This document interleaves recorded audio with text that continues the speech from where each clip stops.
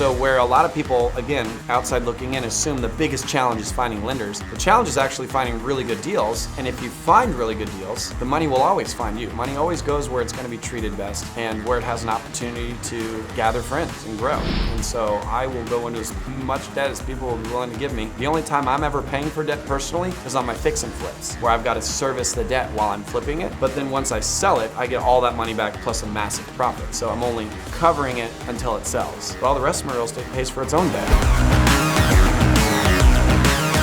Yeah, all I do is short-term rental. You make more in like a week than you would in like a month and a half. So it just makes more sense. So usually they just assume somebody tells them it's a good deal, so it must be a good deal, but they don't actually do any homework to see if it is a good deal, right? So I would just say to research, because so many people don't. So I make sure whenever I'm buying, like I look at my competition. So who else is renting short-term in the neighborhood? And let's just say I wanted 1,000 a night. Are they renting for only 500 and they're not rented the whole time? Well, then that screws up my numbers, right? There was always a hiccup, there was always some fire you're fighting. There were a lot of issues. All of that went away when the ease of wholesaling, literally just selling my position in the contract. Now I can do things I liked. I can market for deals, I can negotiate them, put them on a contract, and then sell the contract to somebody else and let them deal with all the headaches. Through all the pain of the 6-unit in New York, now there's almost $28,000 in profits from shuffling paper around. I said, I'm in a much better place. So yeah, I set up a simple LLC, ran all my business out of that, and focused on marketing.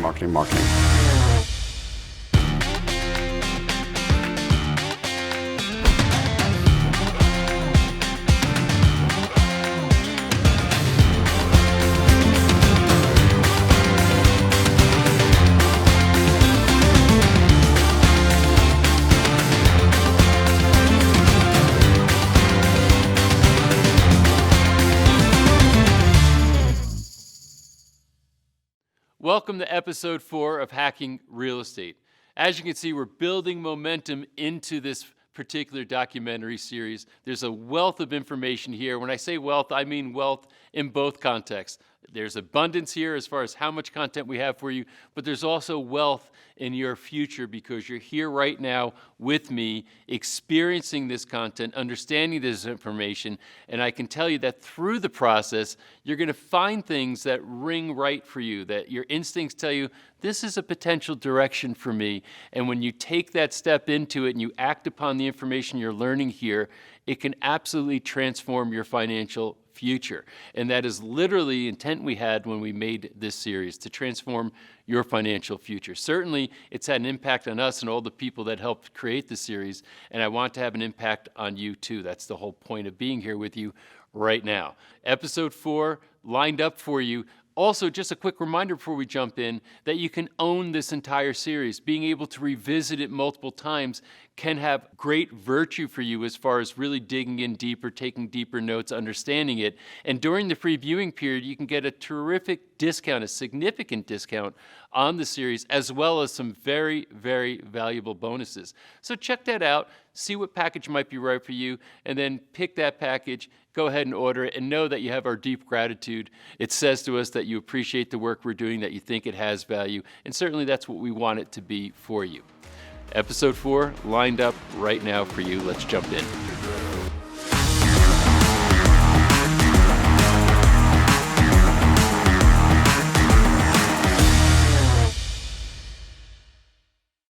Well, next up, James, you spoke to Cole Hatter, and there's so many stories, right, through this whole process. Every one of them is unique and interesting. What's Cole's story? I love this guy. From the time he was a little kid, he knew he wanted to grow up and help people. So he became a firefighter, right? When you're a little kid, you want to be a firefighter, right? So he did that, was in a very bad accident, so hospitalized, months of rehab, wheelchair. So while he's incapacitated, he starts rethinking about what can he do next. And he stumbles on real estate, starts reading books. You know, Robert Kiyosaki's book is like key to everybody. Right. And gets involved into real estate and kills it, is doing great. So, of course, because of who he is at his core, once he starts figuring it out and once he starts making a lot of money, he starts creating programs to teach other people, and he's a great educator, has great educational platforms. Loved this guy. Yeah, I love these stories where adversity, which could really kind of break you, ruin your career, ruin your life. Yeah. I mean, you have a tragic accident, ends a career, right? Next thing you know, he creates a new and successful career and doesn't stop there, but wants to help other people do the same. So I don't know how you could resist watching an interview like this. Let's dive right in. Cole, thanks so much for being here with us. I know you guys are busy. I'm really excited to talk to you because we've never met. Yeah, this is going to be fun. Yeah, so tell me, who are you? What do you do? So my name is Cole Hatter. Born and raised in Southern California. Moved around a bit back there. Found myself in real estate as a new career. I was originally a firefighter. In about junior high, I started evaluating what careers I was drawn to. You know, it was about the age we all think, like, what do I want to be when I grow up? And God put it on my heart to want to help people. My family and I, growing up pretty involved in the church, at maybe 14, 15, looking back over all my wisdom and years of experience, realized that the things I enjoyed the most were our little missions trips. So I said, where can I pick a career where I'm helping people? Thought about being a police officer, thought about being a doctor. I was afraid of going to 100 years of school. And firefighting was a perfect fit that I would play with fire, save lives, and get paid for it. So started going to college classes while I was still in high school in the evenings on the weekends. So when I graduated high school, I was all set, went into my fire academy, had my whole career laid out. It was awesome. 2 years into that, got into a car accident where I was temporarily in a wheelchair, and it was a pretty bad one. And so not knowing at the time what my physical recovery would be, which as of today I'm totally healthy, but in that season of recovery, I actually had to move back into mom and dad's house because I couldn't even feed myself. Like it was a really bad accident. And so I just started looking around it. Well, not knowing how physically capable I'll recover, firefighting may never be an option. What else is out there? And as I started surveying the wealthiest people I had access to in that age of my life, they all had real estate in common. And so they might be a doctor, or they might be a realtor, or it doesn't matter, they all owned real estate. That was the one thing, is that even if they made their money as a doctor, they would pay their bills and with the extras buy real estate. So I said, if the wealthiest people I have access to are all doing real estate, that sounds like a good temporary career while I learn how to walk again and heal. And I started a real estate business in 2005. Based on timing, no credit to myself, timing, we had explosive success. My dad, I convinced to quit his job and be my business partner. We made crazy amounts of money from 2005 to 2008. So I looked back at the fire department. I said, as much as I loved that career, I'm making more on every deal than I was every year there. And with the financial resources and time freedom I have in entrepreneurship, I can actually impact even more people. So I'm just going to continue down this road. So said goodbye to the fire service forever. Did that.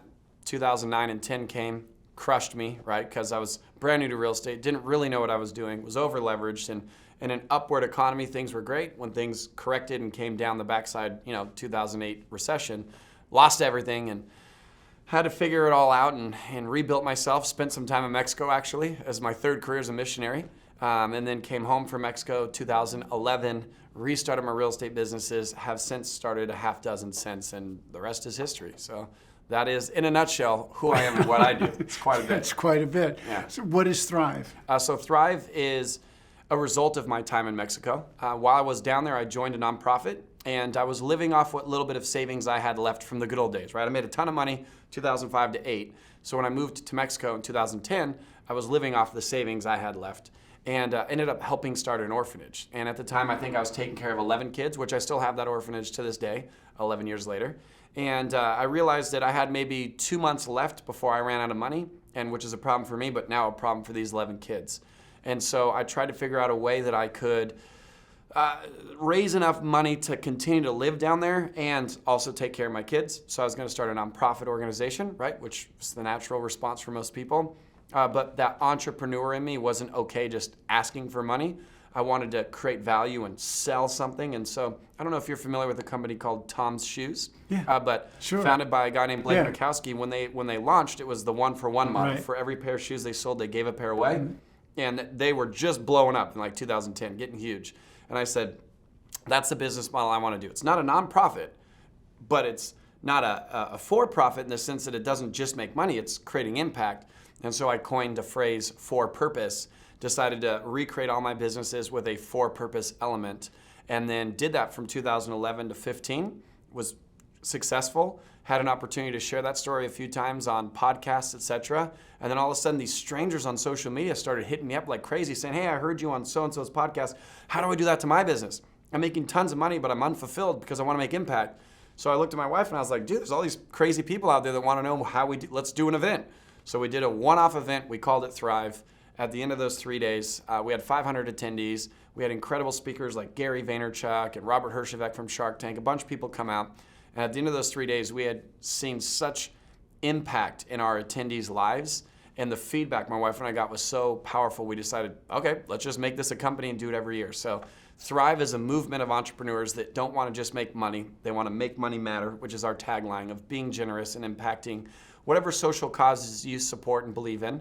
And being proud of success, but being proud of impact equally. And one of your KPIs and key metrics in your business as you're doing your quarterly reviews is, what was our ad spend? What was our profits? What was our burn, spoils, whatever your industry is, and what was our impact? And that's a measure, a category that you measured. So Thrive has grown into be this huge community of really amazing human beings that are working really hard to become unapologetically wealthy to then impact the world in a positive way.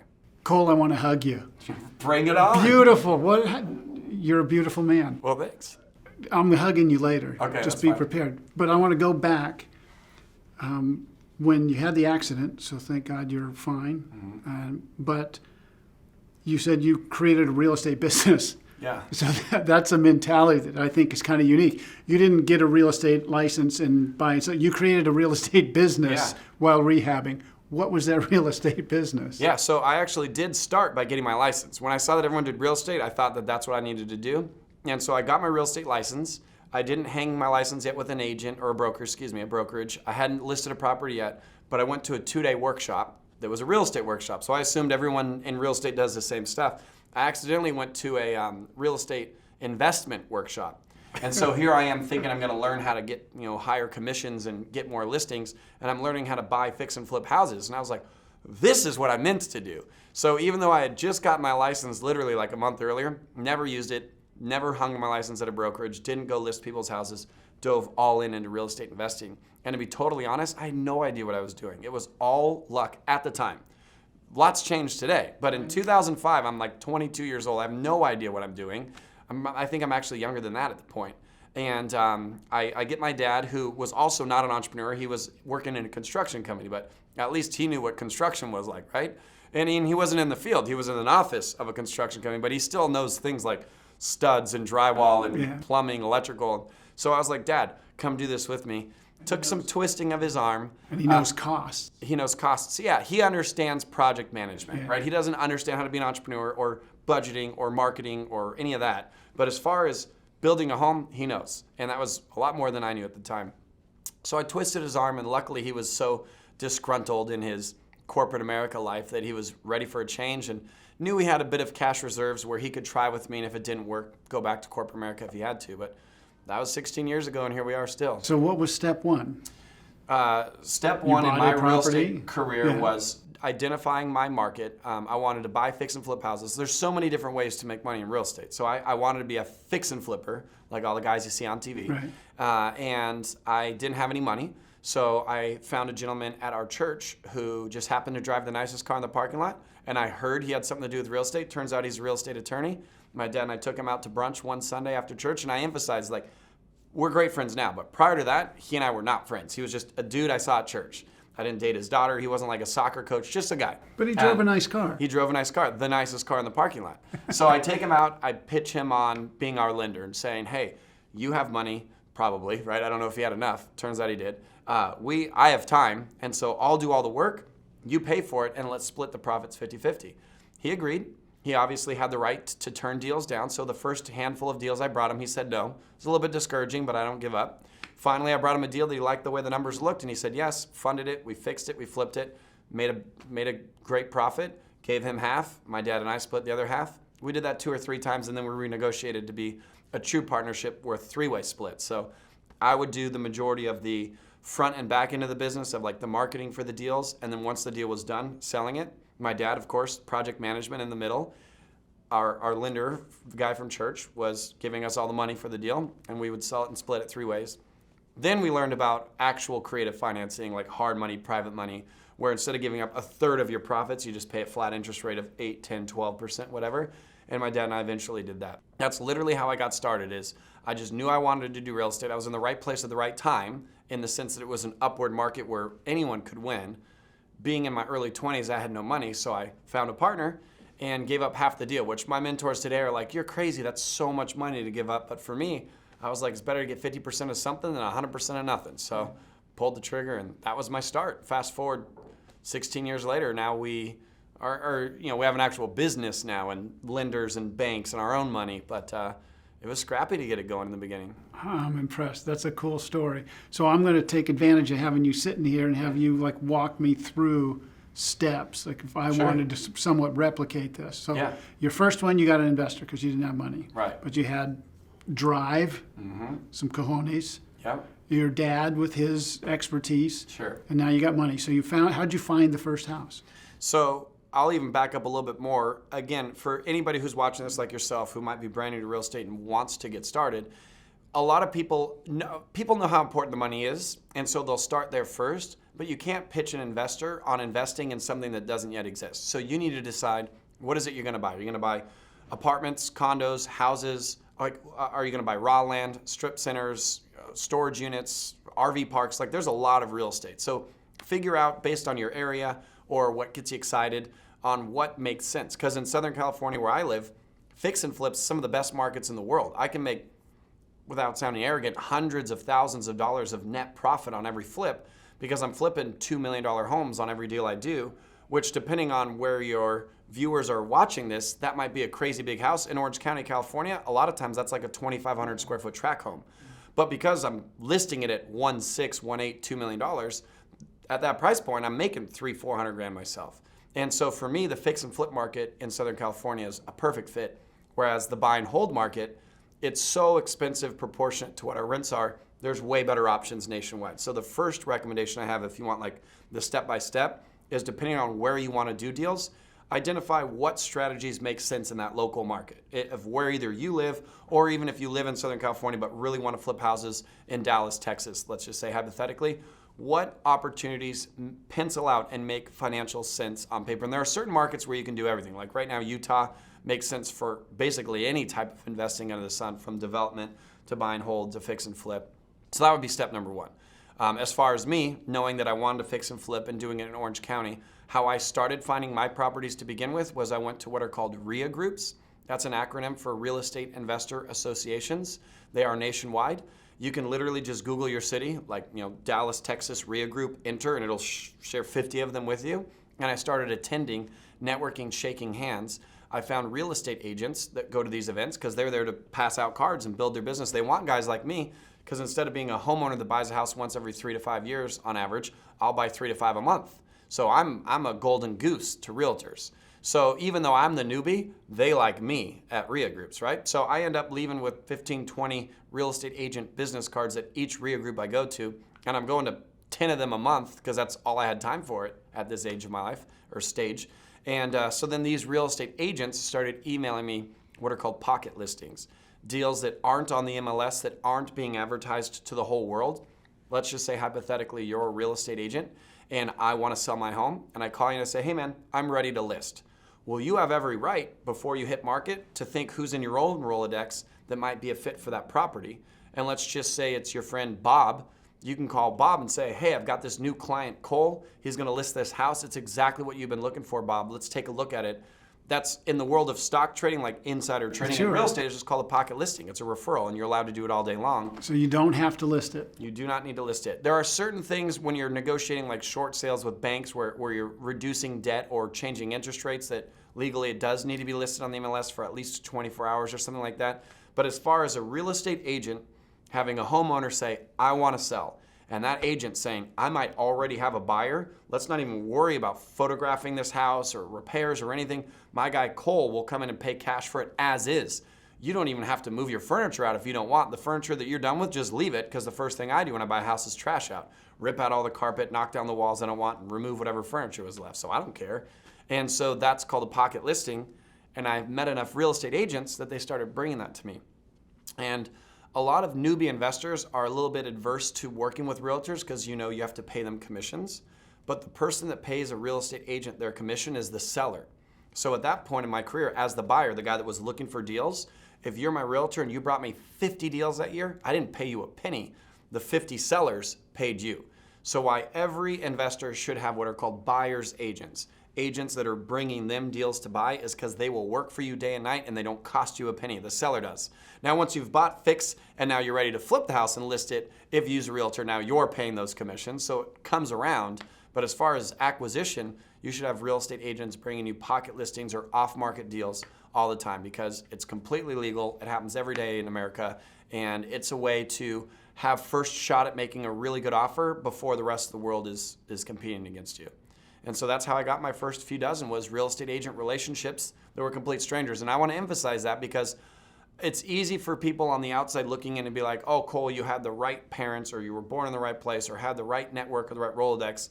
I just did what most people aren't willing to do. Yeah. Drove in some cases 2.5 hours to these RIA groups. I was going basically from the Mexican border to northern LA. Every group I could find. I live in Orange County, which is right in between San Diego and LA.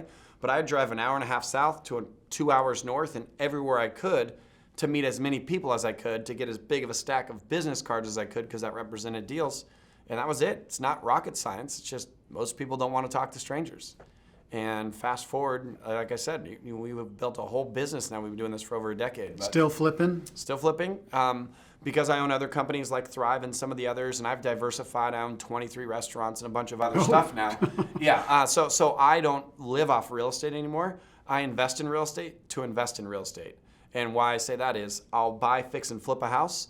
And my dad's still my partner, but my portion of that, which is 50-50, I don't need to pay mortgages, taxes, and whatever. I just take all of that and go and buy an apartment building or syndicate a deal with somebody or invest in another restaurant or whatever it is. And so what my real estate business looks like today is we've slowed down a bit because my dad's now 71. He's kind of retiring. He doesn't need the money anymore, but he's young and healthy. And 71's not young, but if you met him, he looks like he's 50. He's super healthy. And so he's kind of winding down. And then as I'm focusing on my other businesses, we'll probably only flip maybe 10, 12 houses this year. And then for me, 100% of that money is just going to be rolled into more real estate. So flip a house to buy a building. Flip a house to buy a storage unit, basically is what I'm doing. So you are now buying and holding? Yes, buying and holding is my biggest emphasis in real estate right now. Although I'm still flipping a ton, what gets me excited and where I'm focusing my energy, because the fix and flip portion of our business, we've done it long enough that it's so systemized, I don't really need to be super involved in it anymore. It's kind of self-sustained at this point. So my energy, effort, and enthusiasm is focused to my buy and hold portfolio because I'm going to turn 40 in a couple of years, and I would love to spend that decade really focusing on raising my beautiful little girls and not having to, although I'll always work, but having to do things and only choosing to do what I want to do because my passive income more than covers my bills. So I'm not talking about retirement because that's ridiculous. But what I'm saying is if my bills are $5 a month, my real estate's paying me $8 a month, I don't have to do anything. I'll just choose to do what gets me excited with people I like doing it with. That's freedom. And so in my 30s, these last few years I've got, it's all about that passive income, cash flow acquisition, so that in my 40s, I'm guessing I'm going to make even more money because I could be so selective. Can you imagine never having to make money anymore and just choosing to do what you want? Through that selection process, I'll bet you I'll even make more money because I'll be doing things that get me way more excited with people I enjoy and not having to, fine, I'll do this deal because I need to make payroll or whatever. So that's kind of the season of life I'm in right now. Good for you. Thanks. So again, going back, so the first finance, you had the guy with the nice car. Yep, we call him a private lender. Private lender. So and then at what point did you start, what was your next method of financing? Right, so after we realized our private lender was too expensive, going 50-50 and then thirds, we went to different private lenders where as of recording this video, the industry standard paying private lenders is like 8 to 12%. And what a private lender is, just to expand on that definition, is any person that has cash that's theirs that they have access to that they can choose to lend to you and charge you an interest rate. So let's just say that you've saved and you've got a savings account with $250,000 in it, and that savings account's paying you $0 every month, every year, and I need 200 grand to renovate a home I've already purchased, and I need you to come in and finance my renovations, I'll pay you 10%. So now you at your chin and say, should I leave my 200 grand where it is, or my 250 where it is and get nothing, or should I give it to Cole and at least get a 10% interest rate back? So that's what a private lender is. And so we're still using them, but instead of giving them a third of the deal, we negotiate that 8 to 12%, and that's an annualized rate of return. And the majority of them are really around 8% at this point. How tough were they to find initially? I'm sure now that you've got such a Rolodex, but initially, how tough were they to find? Hear me when I say this. Finding the deals was the hard part. When I found a good deal, the money was easy. Because individuals who are high net worth and individuals who have access to cash are always looking for a good opportunity. So as I started getting access to good deal flow, my one lender has friends, and it's been like, I'm at the point in my career right now where I have more access to lender money than I can find deals to buy. I have enough capital that individuals have said, Cole, you can use this whenever you need it, that I can't even find enough deals to use it all.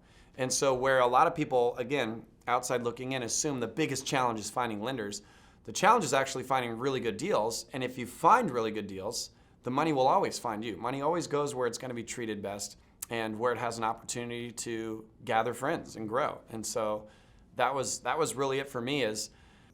I'll say it was never a huge challenge finding lenders because I was so focused on networking and bootstrapping it. That part wasn't easy. Like, so busy networking with every realtor that basically every realtor within 50 miles of my house knew who I was. And that access to deal flow, I would find the gems. 99% of the deals didn't look good. I'd find the gems that then anybody would give me money for.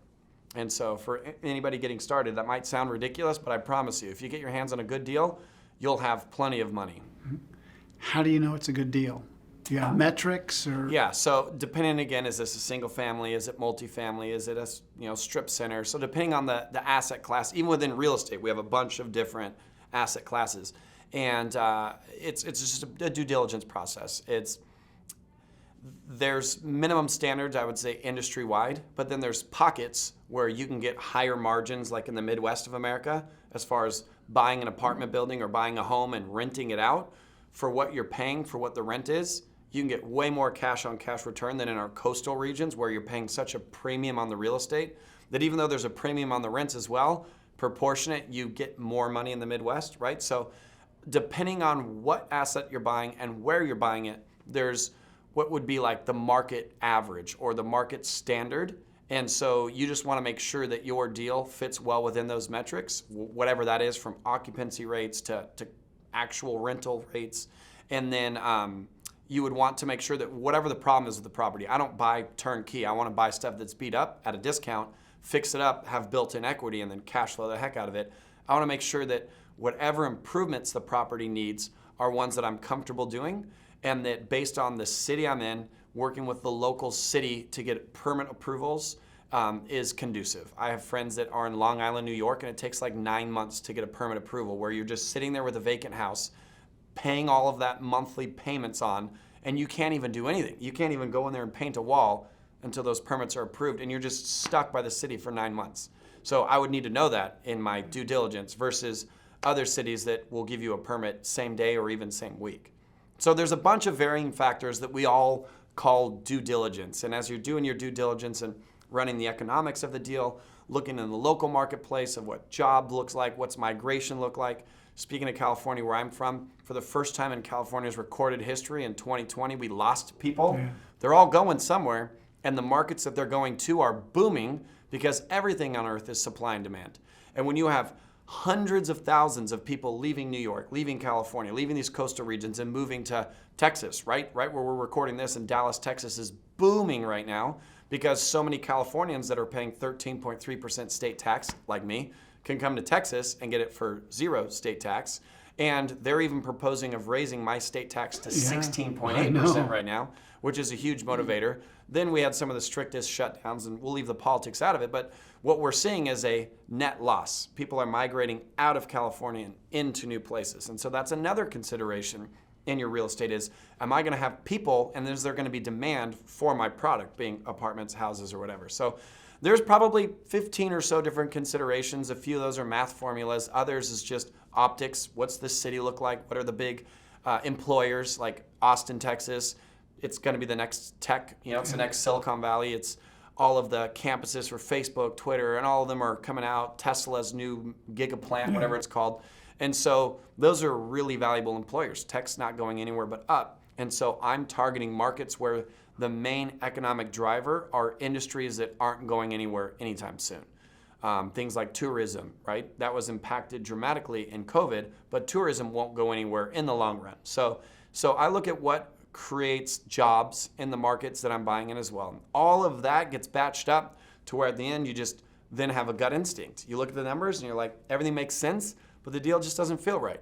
Or there's deals where the numbers make sense, it feels great, I pull the trigger, and even then there's no guarantees, but we've made more money than we've lost, that's for sure. And so it's just part of the process. You're going to stay in Southern California? So interesting. I am selling almost all my California real estate. The only California real estate I'll have left by the end of this year is my own home. And I even told my wife, if I could find someone that would buy my house and rent it back to me, I would do that as well. So again, leaving politics and all that out of it, I have some concerns for California's long-term future. I have a lot of commitments. I invested in a 140-acre farm in San Diego, California that requires my proximity. I'm working on some projects in LA that requires my proximity. So I personally need to stay in California at least the next 2 years, but I don't want to own any more California real estate. So all of my rentals and everything I have there all is the currently restaurants for sales. The restaurants are different. Okay. And I don't own those buildings. I rent and own the business that's in the building. So I don't want to own any California real estate right now. And so we'll see how that goes. But I'll be in California for at least the next 2 years as a resident. And then after that, Dallas is one of our top considerations. So we'll see. But I just got to get this farm and these other things I'm working on. It needs my attention, and I need to be there for that. I got to ask, how'd the restaurants survive Corona? So the majority of them are an acai food bowl. I'm sure some of the other people that sat in this chair are some of our investors in it. And so because they're what's called a QSR, quick serve restaurant, California had about a month of complete shutdown, maybe 3 weeks. And then restaurants were considered essential for carry out only. And based on the nature of how our customers interact, it was basically carry out anyway. Sure. They just walk all the way into the store, order, and carry it out. So all we did was just move the register to the door. And they would order, then our employee would go back, get their bowl together, and hand it to them. So although it did take a dip, we recovered by probably the early fall. Good. We were in pre-COVID numbers by like early fall, late summer. So there was definitely a dip, but it came right back for us. Good. How do you leverage? I'll take any money I can borrow from anybody. Do you use debt? Oh, all the time. I'm a fan of debt. And so, good debt, that is. So I'm not talking about credit card debt at Nordstrom's. Mm-hmm. Consumer merchandise debt is the worst debt you can have. But if I can find an asset that's worth $20 that I can buy for $15 and then make it worth $25, and I don't have to use any of my own money for that, and all I have to do is pay that person back $15, right? And I just sold the thing for $25 and I get to keep that arbitrage, I'll be in as much debt as I can, as quick as I can. And so I think that that's an important conversation to educate the population on, is that there is a huge difference between consumer debt on credit cards, even student loans, auto debt, where the majority of people's debt shows up on their personal P&Ls. The majority of it isn't serving them. It is costing them money. They don't have something in exchange for the debt that's more valuable than they owe, right? Whereas in real estate, if I owe $1 million for something worth more, everything beyond what I owe is mine, and that counts towards my own personal net worth. And so although my debt goes up every building I buy, my net worth exceeds it because I'm buying things at a discount. And so I will go into as much debt as people will be willing to give me. And especially for my cash flow real estate, it services all the debt anyway. The only time I'm ever paying for debt personally is on my fix and flips, where I've got to service the debt while I'm flipping it. I've got to make my monthly payment to my lenders while I own it. But then once I sell it, I get all that money back plus a massive profit. So I'm only covering it until it sells. But all the rest of my real estate pays for its own debt. So what difference does it make to me? I end up with a building I didn't pay for that pays the person that I owe the money back, plus way more that I then get to spend on anything I want. I think learning how to use debt is a big thing in this game. Responsibly, yes. And then there's over leveraging. So even good debt for assets, if you max it out at the end of a cycle, like everybody that bought a brand new home, 100% financing, stated income, stated asset in 2007, well, you saw what happened to them. They couldn't afford the mortgage. They were getting these teaser rate loans, right, with these 2 to 5 year fixed arms that then adjusted. They used good debt in the sense that they were borrowing bank money for a house, but they did it irresponsibly or recklessly in the sense that they were buying a house at the peak for 100% financing that they probably couldn't afford anyway, which caused that huge foreclosure That was wave. 2008, right? That was 2008, yeah. So I don't want to come across as if you're borrowing money for real estate, it's always a good thing. There's a lot to learn about good debt versus bad debt. But if you understand the difference and you only go into good debt on the things that make you money, you'll be okay. I always tell people if it makes you money, it costs you nothing. I like it. Super deep, right? Yeah, 2008. Right? I mean, you were young, you took off, and then 2008 came, it all crashed. It's kind of a goofy world we're in right now. Yeah. How have you protected yourself? Luckily for me, I'm old enough that I was a baby, but still a baby in business, Yeah. but still was in business in that recession. And I watched myself lose everything. And I watched myself continue to fund things that I should have cut sooner because I was hoping that things would correct and I would make the money. Like I had opportunities to get out of bad positions that I didn't because I was so sure that we'd snap right back as an economy. And I basically slowly lost everything. I didn't bankrupt, I didn't have foreclosures or any of that, but all of my reserves and all of my business and it all went to basically nothing. And so I had sold my last asset and was basically done by early 2010. And then my girlfriend at the time that I was dating broke up with me on Cinco de Mayo, which is so messed up. But I later married her. She's my wife now, so I won in the end. I just needed to take a year off to grow up, apparently. And that's when I moved to Mexico, too. And so I know what it feels like to be over-leveraged and to be optimistic for no real reason. There was no real reason that I had any factual evidence to support my belief that our economy would recover. I just needed it to. Yeah. So I was like, I'm screwed if it doesn't, so it's going to. Well, you'd also been a winner for a few years, Sure, right? sure. So that optimism bias, I guess you'd call it, of like, you know what? We're America. We'll be fine. So all of that in this year, totally different. I'm leveraged differently. I have longer positions. What really hurt me before is I had money that I'd borrow for like 6 months or a year on my buy and holds that I was like, oh, I'll just refinance them later. But then I couldn't because the credit freeze and the banks went away. So then I was stuck owing people money and I'd have a house. So what do I have to do now? Well, I have to sell the house. But what could you not do? Sell houses because the new buyer couldn't get a loan. And because real estate was crashing, nobody wanted it. So it was bad. I had to sell houses and I had to bring my checkbook to the closing table. Oof. How much does that suck? You go to a closing to leave with a check. Yeah. I would go to a closing and just pray to God that when all the dust settled, it was as small of a number as possible.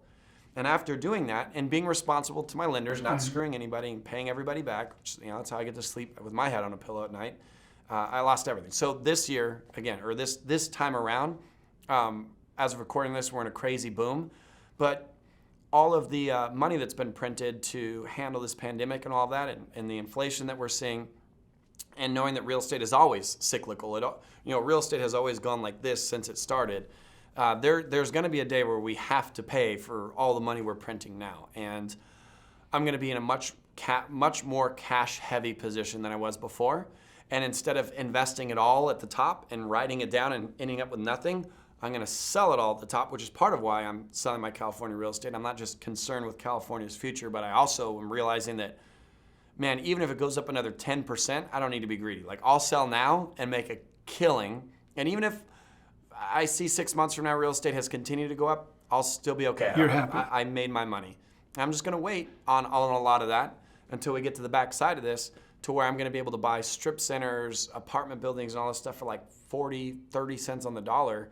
And then I'll redeploy my cash and then write it up in the next wave and liquidate all of that in 2030 and freaking be done. So you're going to go cash heavy Yeah, and I'm in the hold process of liquidating now. and hold cash until Sort of. A lot of the cash, sitting on cash is a bad idea, depending Yeah. on how long it's going to be, because of inflation, it's Right. literally, even though Losing- it it's might shrinking. be the same balance, its buying power is It's going down by the shrinking, second. yeah. And so when I say I will have cash, but also I'm buying assets that I believe in that I can liquidate immediately. Or Such borrow as? against. So I have a ton of crypto right now that I bought in incredible positions. I've a bunch of Bitcoin that I bought for $1,794. Ooh, Yeah, good so deal. that doesn't suck. And so I bought a bunch more of that. And some of the businesses that I invest in, I have lenders or PE groups that will lend against it or buy positions against it. So I'm putting all of my chips on the table to where you've told me, hey, Cole, of your real estate portfolio, I'll give you $2 million for 20%. And I'm like, all right, I might need that $2 million. So then once the crash comes, I say, let's do that deal now. You know, in 20% of my restaurants, high five, business partner, chest bump, let's create a secret handshake, whatever. And now I got $2 million cash to go buy everything on discount. And what's really interesting too, and what gets me most excited about is the disruption we're seeing directly because of the pandemic is creating a lot of really unique opportunities we've never seen before. Yeah. We're seeing grocery stores that go out of business that then are being purchased, gutted, and turned into 2-story indoor storage units, where the entire downstairs, or I would say lower section, is turned into these aluminum, roll-up door storage units. And then what used to be the lighting of the grocery store is a floor and a second set on top. We're seeing a lot of business space who are only 20% occupied because the businesses are either gone or their employees are working from home. So these parking lots that have 750 parking spots, they're only using 45 of those spots. So we're finding businesses that operate out of like storage containers, like drive-throughs and stuff, and leasing parking lot space to create revenue to the business or the building owner. And we're paying basically nothing to rent parking spots and then running businesses out of those. And so we're in production on a few of those concepts right now. I can't tell you if it's gonna work or not, but I feel pretty good about it. And a year ago, that wouldn't have even been an option. No. I mean, that's a big question right now. All this commercial space that may or may not, or it'll be somewhere in between, probably come back. I have theories on that too. So here's a theory on commercial space specifically. I hear people say, well, specifically office space, because commercial is broad, but office space. I hear people say it's never coming back, it's gonna be empty, and that's not true.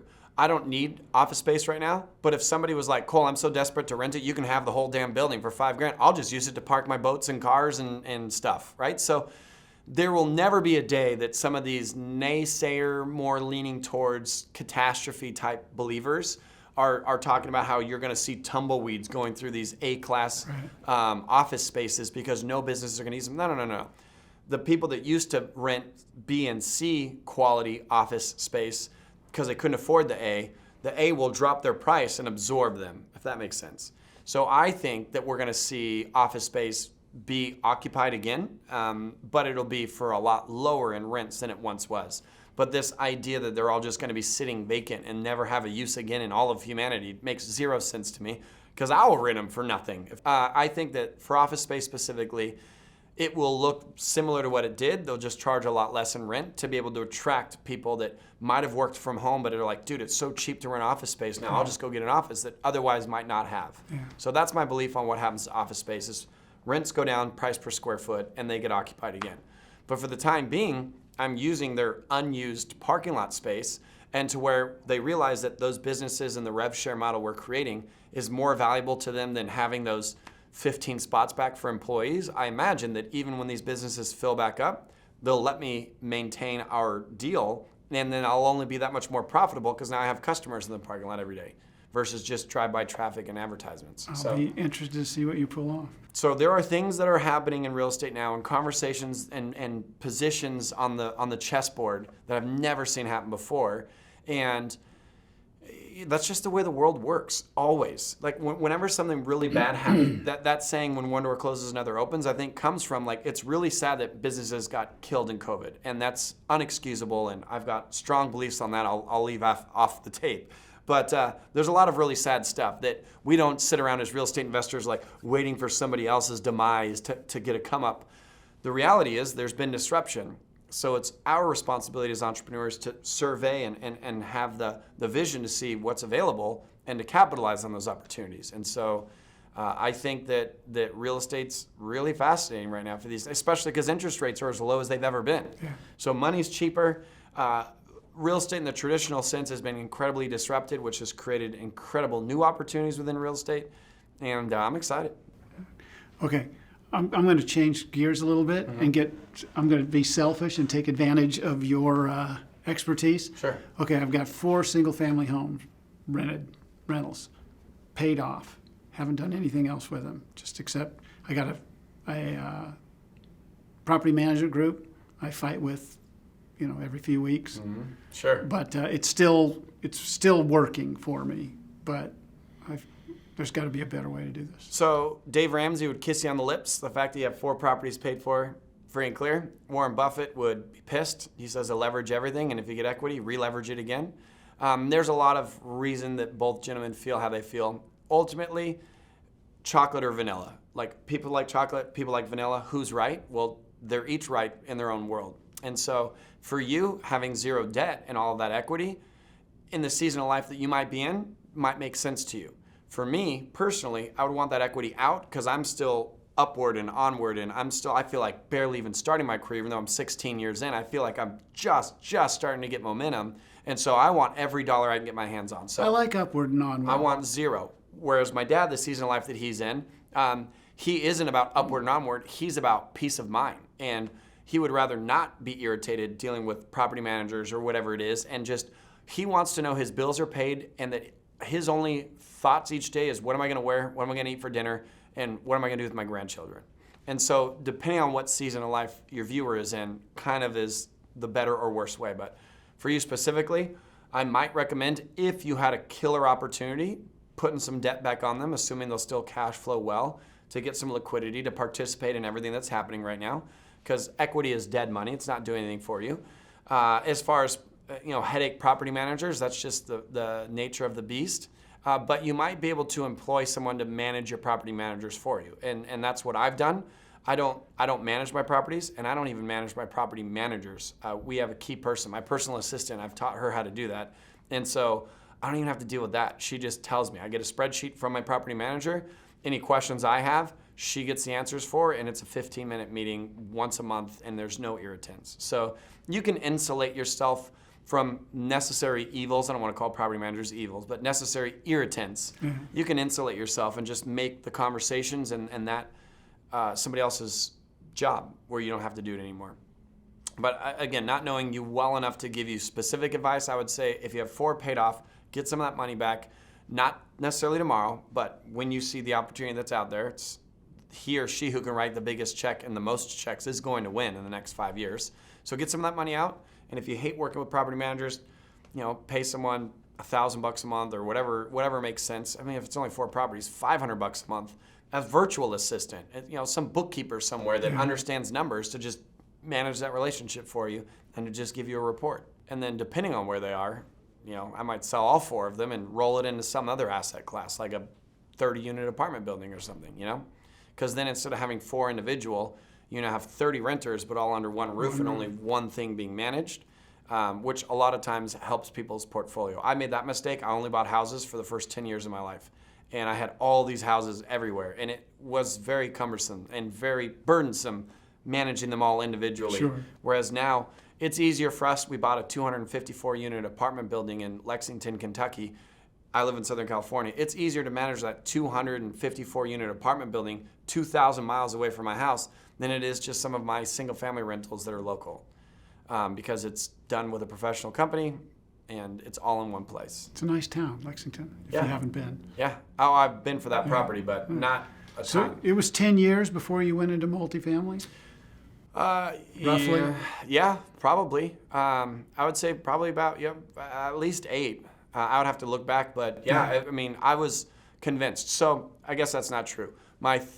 In 2007, my second year, I invested in a 196-unit apartment building in Columbus, Ohio, and we lost all of our money. And I got so burned by that, I said, I'll never make that mistake again. Screw commercial, screw apartments, I'm never touching them. And from 2007 to 2015, had nothing to do with it. And then in 2015, realized I was just an idiot. I gave money to somebody I shouldn't have. I'm gonna re-enter the game. What was the mistake? Without getting into all the details, the gentleman that put the deal together misrepresented everything, misappropriated the funds, spent 5 years in prison because of it. So, but that, maybe that makes you feel a little bit better that he got in trouble, but it didn't give me my money back. Yeah. So he put money together and bought an apartment deal and basically bled the apartment dry, bought himself a Bentley and all this crap, and ultimately found himself in prison and lost all of our money. And so I was like, and when I say our money, my parents' money, my sister, like we went and raised our friends and family's money for this deal. Ouch. And yeah, that sucked. So that was a lesson I only had to learn once.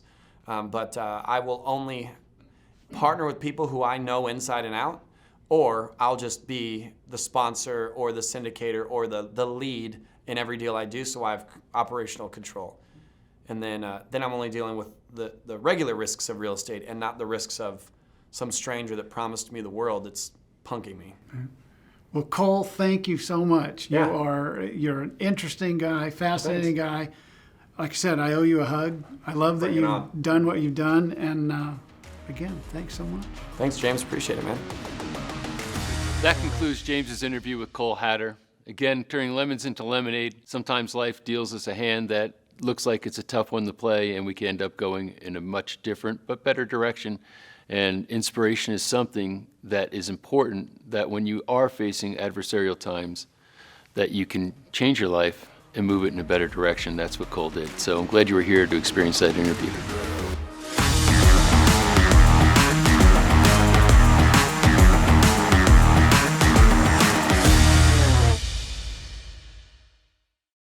When it comes to success, one should never underestimate mindset, and I believe that's a mistake a lot of people make. In this next interview, James sits with Kristin Cripps. I've come across her before. She's quite a remarkable person.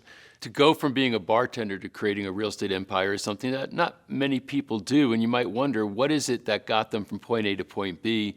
I think if you ask Kristin that question, she'd tell you her mindset. Of course, there's other things involved. You need to learn about those too, and you'll do that right now in this interview. Kristin, thanks so much for taking time and being with us. I'm really excited to talk to you about your journey and in particular how you got into real estate at such a young age, right? 19, you bought your first home?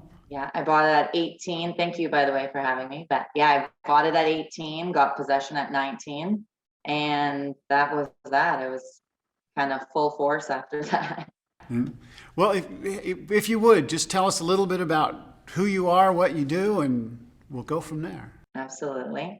So I own a real estate brokerage in Canada, and I have a team. So we're like a boutique brokerage. There's 9 of us, and we've won actually the number 1 the past 2 years, which is kind of strange to me because there's other people locally and they have like 45 people, 60 people, etc. But we keep feeding them. So that's always great. I have 2 books. One about female entrepreneurship and one about investing. And basically I wrote those because people kept asking me. So instead of repeating the same thing to everybody, I just decided I would write a book and kind of save myself some time. And I have traveled internationally and spoke at different places, normally again about female entrepreneurship, but sometimes about investing as well, just depending on the event. And I get bored very easily. So I buy lots of homes and decorate them. I do not like buying pretty homes because then it's boring for me. There's nothing left for me to do. So I like buying either really ugly things or just vacant lots and then making something beautiful. That's me in a nutshell. So 18, you decide to buy your first home. Right. Walk me through that. As an 18-year-old, how did you do that? And So I was a bartender. I massaged, well, actually I was in massage school in the day, and then I waitressed at night and then bartended into the wee hours of the morning. And I had a bachelor apartment, and one of my friends from massage school said, you know that your rent is more than my mortgage. I was like, oh, really? Like I had no idea how much a mortgage was.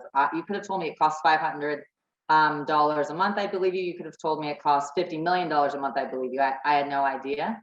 So when she said that it was more than her mortgage, she said, oh, too bad you don't have a down payment. And I was like, well, how much is a down payment? And she told me, oh, usually 5%. So like I worked it out, and she also told me how much homes cost because I had no idea. And I had way more than that. So I ended up going that weekend around with a realtor, looked at a bunch of houses, and I said, okay, cool. And I said, I guess I'll just come next weekend because I was living in Toronto. And he goes, oh, well, they're basically all the same houses anyways. And I said, okay, I picked that one. And that's how I bought my first house. So I thought I'd live there forever, to be honest. And about 4 months later, I sold it. So it was not my forever home. But, as an 18-year-old, you're kind of That's a big thing as an 18-year-old. So you weren't buying it as an investment per se. You were No. just going to buy it. So what changed in that 4 months? my neighbors were not the greatest. So they were on the one side, it sounds weird, but they grew corn in the backyard. So there was all these things of corn, which was kind of ugly to look at. And then my other neighbors were a bunch of single guys. And so it was like frat house, like beer keg stands or whatever. And there'd be people passed out on the lawn all the time and so forth. So I just figured it wasn't really the area I wanted to be in as a single person coming home like late at night from bartending. I didn't really want to show up and there's a bunch of drunk guys outside. You were in the middle of Animal House and Children of the Corn. Time to get out. Exactly. Yeah. All right, so you sold the house. Did you make a profit? I didn't like 3,000 maybe. It was way too short of a time basically. And yeah, no, it wasn't. And also I didn't plan it properly because obviously I didn't really know anything about it. I basically was like a trial and error investor. It wasn't like I went to all these seminars and I knew all this stuff. I literally did everything by trial and error. All right, so you sold that house and then I take it you immediately started looking for another one in a different neighborhood? Correct. Yeah. I bought another home and then basically I always wanted to have another one, like an investment property, but whether it was my parents or who I was dating or my friends. So by this time I've graduated from massage school. I'm massaging in the day. I'm now bartending still at night, but also still waitressing. So I'm working like all day, all night. Like, so they said, you already have 3 jobs. So if you buy a rental house, that's like having a 4th job. So I kept listening to everybody. And then I put offers on homes, but I'd bring them along to the home inspections or what have you. And they're like, no, don't do it. It's a bad deal. It's a this, it's a that. The tenants will never pay you, And so I was always listening to them. But as time went on, I realized, hey, they don't own rental properties themselves. They've always either owned 1 home themselves or they own 0 homes. And I'm listening to them. And I kept seeing the prices go up and up, homes that used to be 120 were now 230, were now 280, etc. So I was getting frustrated and instead I was buying vehicles. So I'm like, I'm losing money in vehicles. So I'm like, even if the tenants don't pay me, I'm not getting any more ahead with vehicles. So I just started to say, I don't care about everybody else. And I didn't tell anybody I was buying them. And then I just started to buy them. All right, so you bought a new home for you to move into and immediately started looking for investment properties? Right. And so I used to always be about multiplexes. So 2 kitchens, 3 kitchens, 4 kitchens, etc. Because that way, if one person didn't pay, because I did listen to them a little bit, because they said if you have 1 home and that person doesn't pay rent, then you are on the hook for the mortgage, right? But I'm like, if there's 2 or 3 or 4 families, even if one person doesn't pay or one person's behind, I still have other people to help pay the mortgage. So that's why I liked those. So that's what I would do. So what was the first one you bought? The first one I bought was a duplex, and it was a 2-bedroom apartment downstairs and a 3-bedroom apartment upstairs. And yeah, I would buy single family homes only if I could make them into multifamily homes. So if I could divide the basement, if it had a walkout basement, if the stairs, if I could like add an extra door to make a basement apartment, or there was a 2nd level, I could put a 3rd, you know what I mean? Those, I would never buy one with only 1 kitchen if it could only stay as 1 kitchen, because that didn't, appeal to me. So from the start, you weren't afraid to get in and really do some serious construction, right? We're not talking about painting and dolling it up. No. Well, they weren't like huge. Like now I'll build like a 4,500 square foot home from scratch. I don't physically, use the hammer, but I mean, I plan everything and I buy all the kitchens and I design it all, etc. So they were smaller in that sense, but I was still always doing things because I don't like things that are ugly. So I love to renovate the kitchens. I love to renovate the bathrooms. I love to add extra big, huge natural light windows instead of, dinky little windows. So it just depends which way you look at it. It's not at all compared to like big homes that I do now, but I was still doing some stuff to them. Yeah. Well, you said in the beginning it was trial and error. So now you're starting to move into buying properties, renovating them.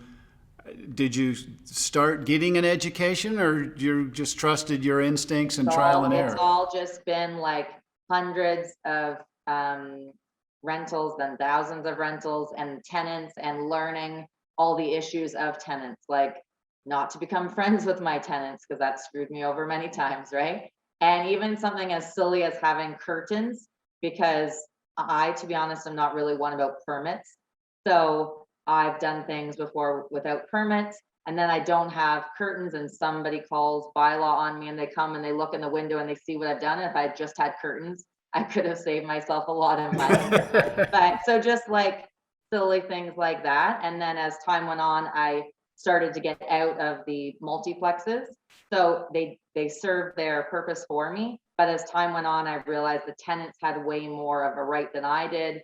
And I could take them to court, and you could, like, one person, for example, last time I was at court, the person said, oh, I have proof. It was the tenant. They said, oh, I have proof that there's mold in the house. There's this, that, the other. It wasn't my property. It was somebody else's. And the judge said, okay, let me see it. And he goes, oh, it flew out the window while I was driving here. And thinking that the judge would be like, yeah, okay, whatever. But they said, okay, we'll reschedule for 4 months and bring the paper next time, and guarantee that tenant's not going to pay during those 4 months, right? So I just got frustrated with tenants and so forth. So I switched over to short-term rentals. So that's just what happened. Like, I didn't start with short-term rentals. I started with multiplexes, and yeah. When you started buying all these properties and fixing them, finding the finances, I mean, you just have to be more creative. So I don't know, because you're in the States, right? So I'm in Canada. So we have A lenders, B lenders, and private. So A lenders are like something that you could drive by. You could see, and I'm going to name again Canadian banks because I don't know American banks, but like TD Bank, Royal Bank, Scotia, anything you can drive by and you can see, that is an A lender that you can physically go into a branch. Then a B lender is something like Equitable or Home Trust or something, and you can't go in a branch. There's no branch that you can go in. And then private, obviously, is, let's just say you or myself lending somebody money, etc. So A is cheapest to get, B second, and C is most expensive, or private. So you just have to be more creative. So I usually had B lenders. I'd have the odd A, like I'd say 1 in 20 homes I'd buy, I'd get an A lender, and the rest I would be a B or a private. And some people would be like, oh, well, if you can only get a B, don't get it. I'm like, yeah, but if my mortgage is still $1,500 a month and I can bring in $3,900 a month, why do I care? Like, okay, instead of $1,500 a month, an A lender would be $1,200, but I'm still making money on it. And then the house is still going up in value. Plus the people are still paying down my interest, right? Like my principal, sorry, they pay the interest and principal, but they're paying the principal down. So even though I wasn't making as much as if I had an A lender, I was still making enough to want to invest in it. So that's all. so I mean, you jumped in and started running. Sounds like you were buying properties continually. Yeah, like I said, bored. I just get bored. How did you manage these things? Because I always had multiple jobs. And so as a kid, I was really busy. My parents had me like in everything under the sun. And I kind of just took that into my adult life. So I'm just used to, do you know what I mean? If you throw one phone call in, and to be honest, like when I had multiplexes, I'd say I would get 1 call a year. So their dishwasher doesn't work. A tree branch fell on their car. The tenants downstairs are loud. It's usually once a year. So big deal once a year. So I might be out for dinner with my friends or whatever, and I get 1 call. It's really not a big deal. For example, like room rentals, that was more, I would get more headache from that. So there's certain things that you get more headache, like room rentals, I would get more headache. 3, 4, 5 kitchens, I get 1 call a year, usually the odd time twice. So it wasn't a lot to deal with, really. Like it was just the beginning, you make it pretty, blah, blah, and I never did anything after that. I make it pretty right at the beginning, and then that's it. So when you said room rental, how does that work? So it was just, I had some that were close to a college and university. So I would just rent out the room separately to adults. And I liked it because they don't have the same rights in Canada when they're room rentals.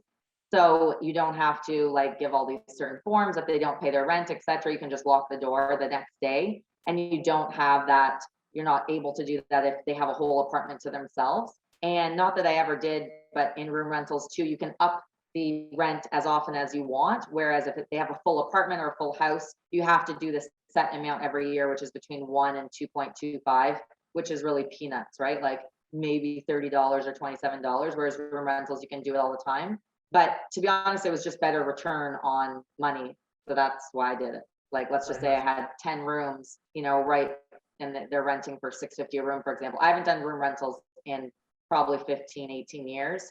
So, but those were prices back then. But yeah, it just made sense, right? So I always just do what makes sense. So what kind of buildings, what units were you buying to do room rentals from?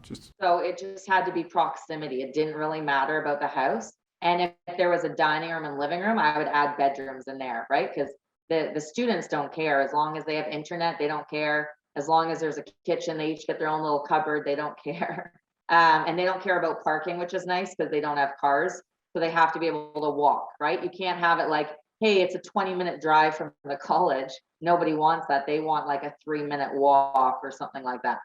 And I guess it's probably with a college, it's pretty easy to advertise and market these places, right? Yeah, and usually they stay like 3-4 years while they do whatever diploma they're doing.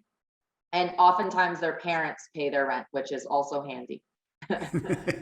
So, all right. So how many properties did you have at one point? I always fluctuate, to be honest. So for example, today I listed 2 of my homes. So I listed, and I know, again, you're not from Canada, but Toronto. So I listed 1 in Toronto. And then I don't know if you know Muskoka, that's our cottage country. I listed 1 in cottage country. So I'm always buying and selling them, right? So sometimes I'll have like 42, sometimes I'll have 19, sometimes I'll have like 70, sometimes I'll have 11. I just fluctuate. So basically, whenever I talk to my parents, they're like, well, what did you sell this week? And what did you buy this week? And then sometimes I'll tell them like, oh, I bought this. And they're like, you told us about that. I'm like, I just bought it today. I didn't tell you. They're like, oh, we're confusing it with last week's. So I'm always doing it. So. Still buying ugly? Ugly, or again, lots. So I have 5 acres, for example, and it's on waterfront on this thing called, not this thing, but a point, and it's called Georgian Bay. So it's like one of the 5 Great Lakes, right? So Georgian Bay is a bay on one of the lakes. So I have 5 acres on there.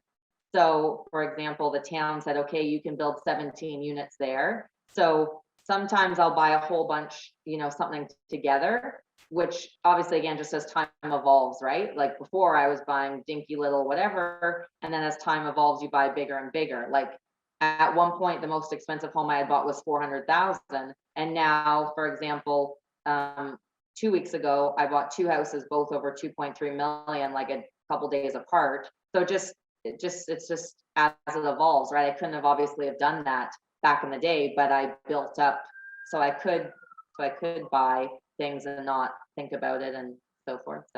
So are you still answering all the phone calls? Or you said you had a team, but are you still managing for the most part? We have like group chat. So each of my homes has like a group chat. So if I'm like OCD or whatever, and I want to know what's going on, I can go in and see what they're doing. But basically, I always put the cleaner on as a co-host, so they can see anytime somebody checks in, anytime somebody checks out, they go there.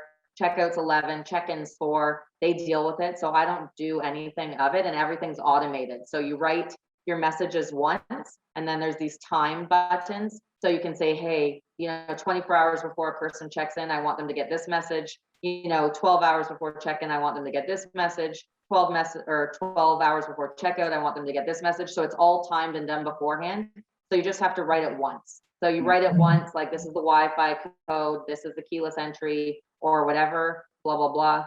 And that's all. So I don't do anything unless I want to be nosy and see what's going on, and I'll go on the group chat, which is just in WhatsApp. But usually I don't look at it, to be honest. Since you've moved into short-term rental, right? Yeah. So is that primarily what you're doing now? Yeah, all I do is short-term rental. Yeah. What moved you that way? The money. You make more in like a week than you would in like a month and a half. So it just makes more sense. And then as I've been able to buy more and more expensive properties, it just makes sense. So those 2 that I mentioned to you that were like 2.3. So I do everything always off worst case scenario. So back when I first started buying, I wouldn't buy anything that made less than 10%. Now I would never buy anything that only made me 10%. But at the time, 10% was better than nothing, right? So I did it off of worst case scenario. So I said, if it's only rented 17 days a month, if it's only rented 9 months out of the year, and if it's only rented at half of what my competition is asking for the same thing, that's what I based it off of. And it was still making 41% and change. So I'm like, well, I'll buy it because I have homes, to be honest, on the same street. So I know it's rented year round. I know I can get more. I know it'll rent, 30, 31 days a month, not 17. So, but I just like to do worst case. I always do worst case because then everything else is just a bonus. What was the first move into short term? And when we say short term, are you doing all Airbnb or? I do. Yeah, I've tried. We have different like apps here and stuff, but I like that one. It's easy. It's, I just like it's easier to do than some of the platforms. The reason I went the first one was I bought a cottage just kind of for my own use. And I was like, oh, I'll take my nephews there, I'll take my niece there, etc. And then people started to say, hey, would you rent this out? And I was like, well, I guess, because I don't use it all the time. So I just started to do that. And basically within 6 weeks, it had paid for the whole year for the mortgage. So I was like, okay. So then I just started to buy more. Again, I like to buy things. Admittedly, a shopaholic. So whether it's homes or furniture or clothing or what have you. So yeah, I just started to buy more, and I'd buy them in cottage country. I'd buy them in Toronto.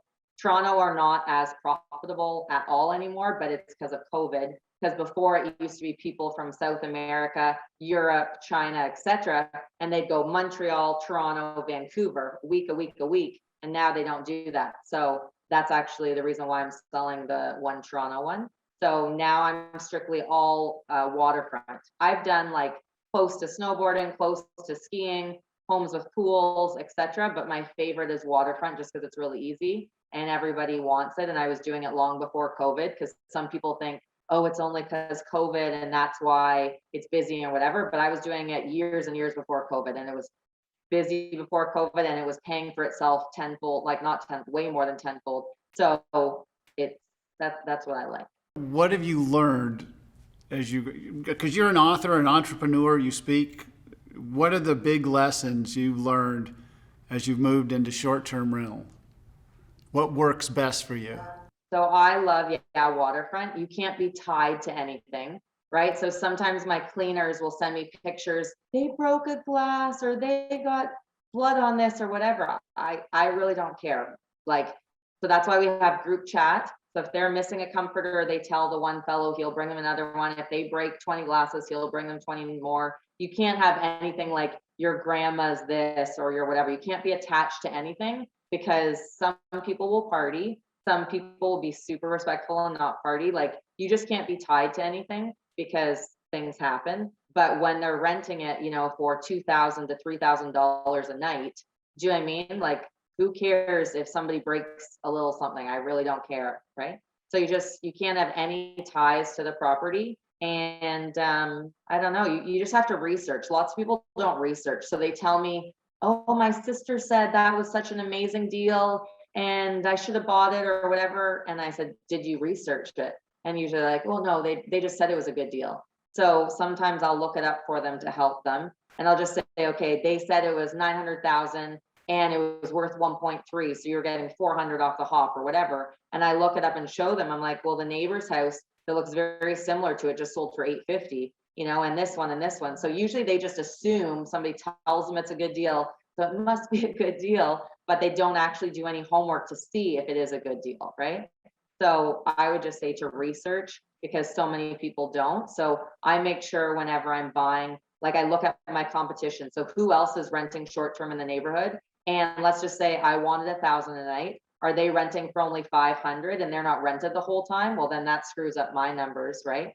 But if they're rented for 1,800 and I only wanted 1,000 and mine shows nicer than theirs, then it makes sense. Like you can see everything on Airbnb. There's like little dashes and you're like, oh, wow, they were only rented 3 days out of the whole month, or they were rented the whole time. Or, oh, I wanted to put a $300 a night cleaning fee and they only have $75 a night, right? So you just have to do your research. So you have to do your research, the house is worth its value. Plus then you have to do your research of who your competition is against you for short-term rentals if you're doing short-term rentals. It sounds like that research the information you need is pretty readily available. Yeah, it's all just on apps online. Like, I don't know what you guys have in the States, but we have House Sigma. So you can pull up sold and that kind of thing. And I mean, any realtor could also do it as well. Just depends what you want to do. But yeah, so just to look, so many people think like, because somebody said it was a deal, it must be. But then I look stuff up. I'm like, no, that's not actually. It's probably 30,000 over what it should be. But they just think that it is, which is a shame, really, especially when certain people are trying to take advantage, of them or what have you. Now, earlier you mentioned, $1,000 a night. So you're doing big, almost resort style properties, it sounds like. Yeah, the last two that I bought are both 2,000 a night, and it's fully booked. So I put it up on a Tuesday, and by Friday it had already made like 118,000. So it wasn't like that 118,000 people had stayed already, but they had already booked, right? Which was way more than my mortgage for the whole year. And it had only taken like 6.5 weeks of them to do that. So then the rest of the money all year is just bonus. This is working out. Yeah. A neighbor came by when I was setting it up, and turns out I had known him from like 25 years ago. And he was like, "You're dumb if you don't live here, blah, blah, blah." And I didn't say anything to him, but in my head, I was like, I'm dumb if I do live here, because this is ridiculous. Like, why would I live here for $2,000 a night? It's 9 bedrooms. I'm one person. I don't need 9 bedrooms, right? So I would be very stupid to live there and not take the $2,000 a night, then stay there and be like, oh, this is so pretty, when like where I live, for example, just one of my Airbnbs covers it. And it was, more than $1 million too. So it's not like, do you know what I mean? It's just usually people, they buy their one home, they stay there, obviously different generations and so forth. Some people move all the time, but oftentimes they just have that one home and they only have the equity in the one home. Whereas I like to have multiple, so I get equity everywhere. So you went from your cottage that was your personal cottage and renting that out and seeing how it worked, Yeah. then running with it. So how soon did you move into these really luxury or not apartments, but the luxury properties? 2 years. It took me 2 years to do that, but it's because I had so many spread throughout Ontario. So I just started to sell. I'm like, hey, this year I'm going to sell, these 12, or I'm going to sell these ones this month or whatever. So instead of having all the, places, I just started to liquidate things and just buy better, right? Like things that I would have bought before, I won't buy anymore. They just don't make sense for me, but I couldn't have just jumped to this. Like some people say, oh, it must be nice, to spend whatever 5 million in a couple days and not bat an eye. I'm like, yeah, but I didn't start at that, right? Like I started at gross. I started at like graffiti on the wall. I started at like, I would shovel out all the nasty stuff that the tenants left. Do you know what I mean? So it wasn't like a snap of my fingers and suddenly I was buying those things. It did take time, and it took time to build it up and so forth. And sometimes, like my very first one ever, I remember it flooded and people were like, sell it, you're in over your head, you don't know what you're doing, whatever. And if I had sold it at that point, it would have been worth maybe 280. And then in the end, I sold it for like 760. Do you know what I mean? So if I was like, oh no, I can't do it. Like instead you fix the leak, you fix whatever, and you keep going, right? You can't get knocked down easily, or investing is really not for you. You have to have a thicker skin, because not everybody's going to like you, right? I have 5 that I can think of offhand where one neighbor despises me. And the one lady said, you're not making any friends around here. I was like, cool. I didn't come here to make friends. Like I came here to run a business. Like I'm not here to make friends. I have my friends. So Do the neighbors just not like that it's short? They have a property in the neighborhood that's short-term rental? right. Yeah. Yes. But I guess it's zoned for it, so. Yeah, it's allowed, and like music has to be off at 11. I get that it's not ideal, but I mean, it actually helps them, because then investors, if they ever put their property up for sale, investors would be like, holy, look what next door is renting it for. We can rent it. So I actually help their value, but they don't see that. It's usually people that have lived there like 40, 50, 60 years, etc. And they're not used to change or what have you. Do you have to spend much time mitigating this, or it just is what it is? Like bylaw will call me and they know who I am, and they're like, we just have to call. And sometimes they just sit in front to appease the other people because the people will call all the time. So they'll literally just sit in front, they'll call me and say, hey, we don't have any issue, but just to let you know, in case your guests say anything, we're going to sit here for 45 minutes. So it's a waste of their time, but whatever. Yeah. They're doing their job. Walk me through the most recent purchase, renovation, and Airbnb that you've got. Sure. So I bought one and it was 5 bedrooms and 4 bathrooms. And But again, waterfront, right? waterfront, yeah. I actually bought it on a fluke because I had just bought one like 2 days before. And my mortgage broker said, hey, do you think it'll appraise properly? Or do you think you'll have to put more down? Send me some comparables. So when I sent him comparables, I saw this property and it was nicer than the one I had just bought and cheaper. And I was like, oh no. So I went to look at it and I bought it too. Because I was like, ah. So I bought that. And then basically in short-term rentals, you need to see how many people you can sleep. Because the more people you can sleep, the more people they can divide the costs amongst their friends or their family members, right? So there was like a little office kind of nook, which was not, nobody's going to come to a short-term rental to want an office nook, right? They're either reading a book or they're drinking or they're out on a boat or something like that. So I turned that into a bedroom. And then there was an unfinished space. So I turned that into 3 more bedrooms, right? So you just have to utilize your space. You don't want to be like, oh yeah, this is good for storage. Nobody's coming there with their Christmas totes and their Halloween totes, right? So I just added the 4 bedrooms and made it obviously presentable, right? So it has to be all decorated nice. I did my main, not my main thing, but my new thing now is that every waterfront I do a sauna and a hot tub. And the sauna has like a big bubble on the one side that's all clear so they can see the waterfront, because people will go in and they'll like cheers and they'll take pictures and you know what I mean, or they'll kiss or whatever. So they have the sauna facing the water. I always put a new dock, like a big huge one, because normally they come with like skinny narrow docks that you can just walk on and fish, but I want big ones so I can have big sectional couches so they can hang out, right? They want to, their outdoor space and so forth, they want to be able to hang out and also take pictures, but just to relax.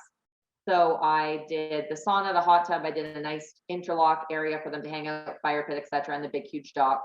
And you just make sure it's supplied, so it has to have like all of their cutlery and all of their that kind of stuff, their Keurig and what have you, towels and so forth. Like you don't want them bringing their own sheets or whatever, obviously. And this is one of the ones that's $2,000 a night. So they just want it completely ready, turnkey ready. And yeah, it was three weeks start to finish. And I finished at, it was 3:20 and they checked in at 4. And I did my video. I'm like, I'm done. And I left and and that was that. 3 weeks.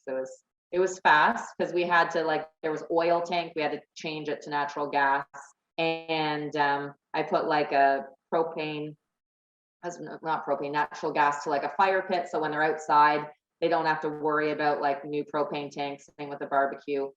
So like the outdoor space, I just have to make sure there's enough outdoor space for the amount of people. So let's just say like some Airbnbs I've been to with my staff and say it sleeps 10, but outside fits 4, right? So it has to make sense and be conducive to what's inside. So there's tons of space for people to sit, tons of like hanging chairs, tons of dining space, etc. And yeah, just make it all pretty and ready to go for people. So did you say you got all this done in 3 weeks? 3 Like, weeks and 2 of the weekends. The one weekend I had my family over at that house because I know once I go there and set it up and once it's done, then I'll never come back, right? That's just how I work. So the first weekend I had my family, the second weekend I had my friends, and then I still went whitewater rafting for 4 of the days in that 3 weeks. Again, I'm not the one with the hammer and so forth, but I still have to like, well, I like to, for decorating and stuff, make sure that it's all right. So, but yeah, I still had 2 weekends that I had people over and went for a little rafting with the family. So it's good. Nice. Now, when any kind of a flip, rehab of any kind, finding contractors and the people with the hammers can be really problematic. Yeah. How did you? Especially when you have people checking in. right? Like, it's not like, oh, it's just you and you don't care if there's drywall dust and there's still plastic sheets and whatever. But when there's guests coming, like, I can't have them be like, oh, we'll have one of the 4 bedrooms done, but not the other 3 that you've added. Do you know what I mean? Like, I can't have that because I've advertised it as 9 bedrooms. I need all 9 done, right? So it is hard. I always like to give a buffer, but not tell my contractors I gave a buffer, or they will use that whole buffer, right? And it's also good to like write it in a contract. So it says like September 1st, this will all be done. For every day after September 1st, it's $1,500 or something, because then they'll make sure that they stay later, they come weekends, etc. Whereas if they know that, do you know what I mean, you're kind of lackadaisy, whatever, then they'll just take advantage of that, right? Suddenly our break, like our lunches turn into 3-hour lunches. And do you know what I mean? I just, it's easier that way. So Do you use multiple crews, multiple contractors? yeah, I have to, just because the amount of things I have going on. Same with cleaners, I have to have multiple for everything. What's the biggest lesson you had to learn in putting that together? Like if you were if I was going to buy something and find a crew, what are you Yeah. going to tell me? I honestly just can't take things personal. Like sometimes people will try and like rip you down and whatever, and certain people that you didn't think would ever do that, like maybe somebody you've known since you were 5 or whatever. And unfortunately, some people will become jealous as time goes on. And then other people will be like, this is amazing. How can I help you? Whatever, right? So sometimes it hurts when certain people that you never thought of might, screw you over or what have you, but you can't take it at heart, right? But they say like hurt people, right? So sometimes they're hurt for whatever reason, and sometimes it comes up and they take it out on you, and you just have to know it has nothing to do with you, and it's their, issues that they have to deal with, and they usually go the wayside, and sometimes they come back into your life later, and sometimes they don't. I like that you built in not just a deadline with your contractors, but then penalties if they miss. Yeah. So that incentive. You have to. So do you have a legal team, an in-house lawyer? How'd you arrive to know all of this? Again, trial and error from like things supposed to be taking a month and taking 6.5 months. So just learning that.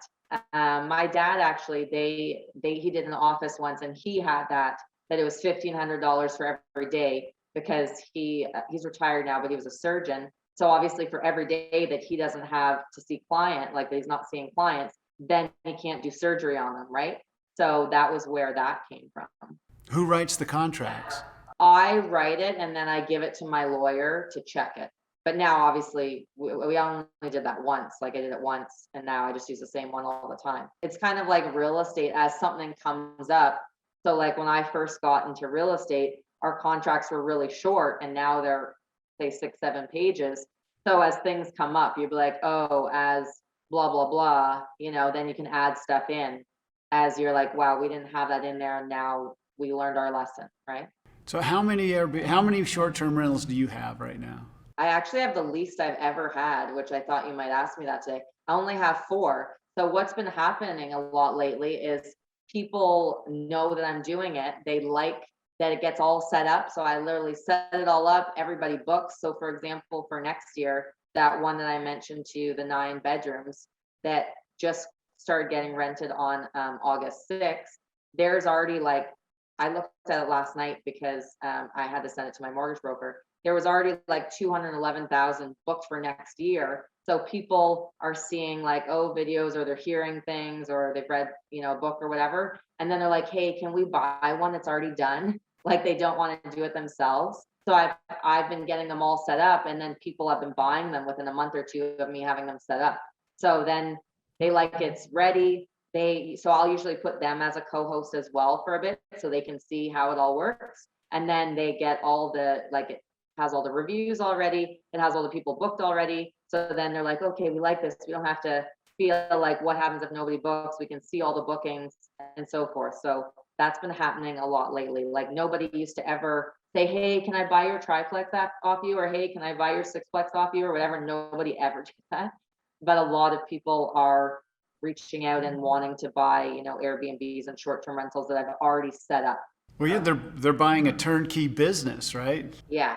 And obviously it has to make sense for me because I know what they can make. So I'm not going to sell it and lose all that money that's going to make every year unless it makes sense. So they have to give me something stupid for it to make sense. And people have been willing to do that. Yeah. Yeah. Were you surprised? Not really, to be honest, because some people are lazy, as bad as that sounds, right? They just want the like 6-pack abs. They want to take one pill. They don't want to actually go to the gym. They just want to fly in a private jet, but they don't want to like work 7 days a week and work, 20-hour days and whatever. So it doesn't really surprise me, to be honest. But yeah, there's certain ones I won't sell, like the 5 acres I'll never sell on the water. There's certain ones I'll never sell. But Have you developed that 5 acres yet? part of it, not all of it. So it's just because it's waterfront and there's a lot of turtles around. So there's lots of like environmental things to go through. So it takes a lot longer than regular. So Was that unforeseen? the turtles, yeah, I didn't know there was environmental things. I knew like we have different conservation authorities up here, and I knew it wasn't a conservation authority. So I was like, yeah, no extra paperwork. But then they're like, oh, there's this blah, blah, blah turtle. I'm like, oh, what does that mean? They're like, oh, well, now you have to do this, this, this. I'm like, okay. So yeah, no, I had no idea. But it's not insurmountable. No, not at all. It's still all going to get built, and there's already some built already, but yeah, no, it's just not completely done. Lots of people have offered that one even before it's built just because, but I will never sell that one. And lots of people often want to come in with me on it, and they're like, oh, let's this. And I've just seen too much, like I've seen brothers and sisters never talk to each other again. I've seen parents never talk to the kids again, etc. And also, not to be rude to people, but let's just say somebody's never done it before. I'm like, why am I going to split something with you when I have all of the like homework done and I've done it so many times and I have all the contacts and you don't have any contacts, and you're not, it doesn't make sense. Right. They're really not bringing that much to the table. Yeah. What's your end game on this 5 acres? How many That one's units? 17. So it's 17 homes, but there's 2 points. So it's like 2,196 feet of frontage, and there's 2 points. So the 1 point, I say like an A-frame, but lay it down. So it's an A-shaped house, basically, or I guess a V, because there's nothing that I should say a V. And then, so it all faces the water, right? So on the points, it'll be beautiful because it's all water around. And then there's cantilever, different ones. I don't like. So when I first got approved for 17, I told my designer, and she drew like 17 homes all identical. And I was like, over my dead body, will I build 17 homes that all look the same? Like, I hate that. I want them all different. So some of them will be like, the big one on the point will be like 20 bedrooms.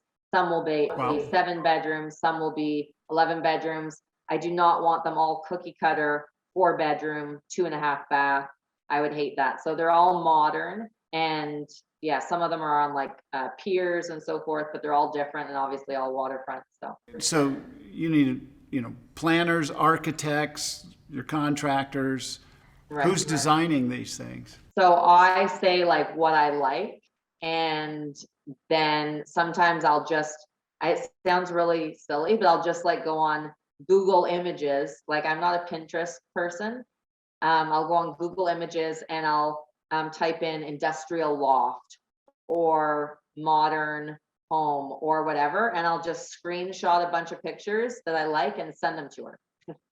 Nice. Because it's just, everybody works differently, right? So, and I go through phases of what I like, whether it is industrial loft or whatever. Like, I'm not a traditional farmhouse girl kind of thing. Do you know what I mean? But I still go through phases of what I like. So sometimes my friends will like come through a home that I did say 3 years ago, and they're like, you decorated this? You picked this? I'm like, yeah. I'm like, I change my mind all the time of what I like. Like, it's never the same. It's always changing, right?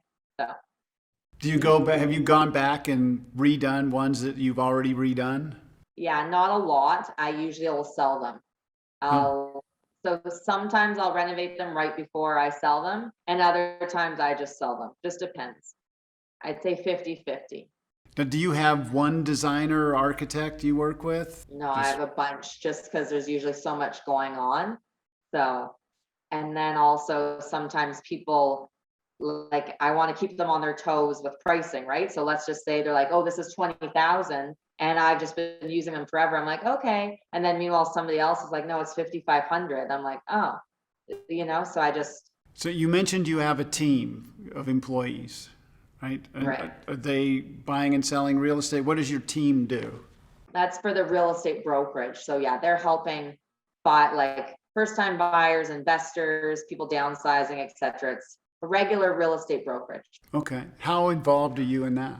We do staff meetings twice a week on Zoom since COVID.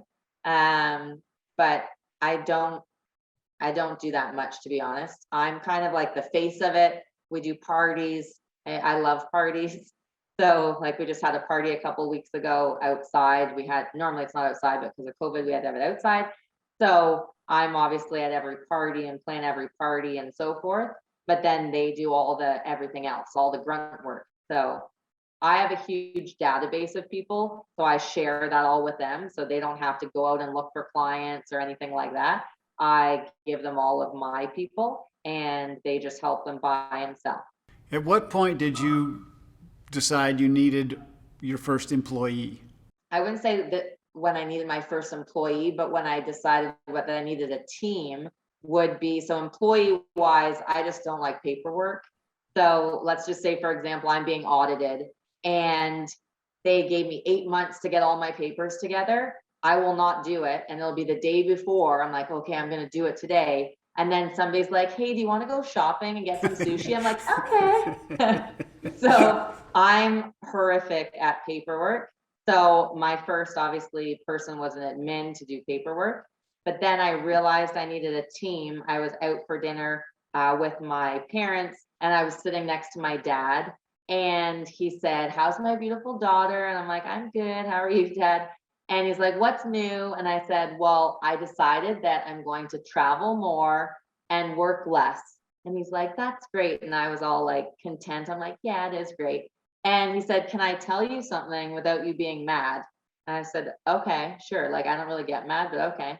And he said, you said that same thing to me 5 years ago, which was was true.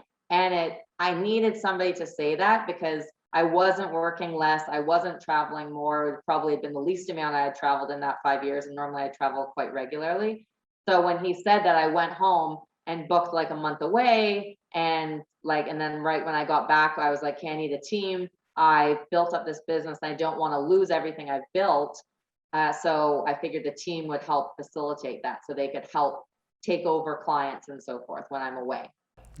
So what's next?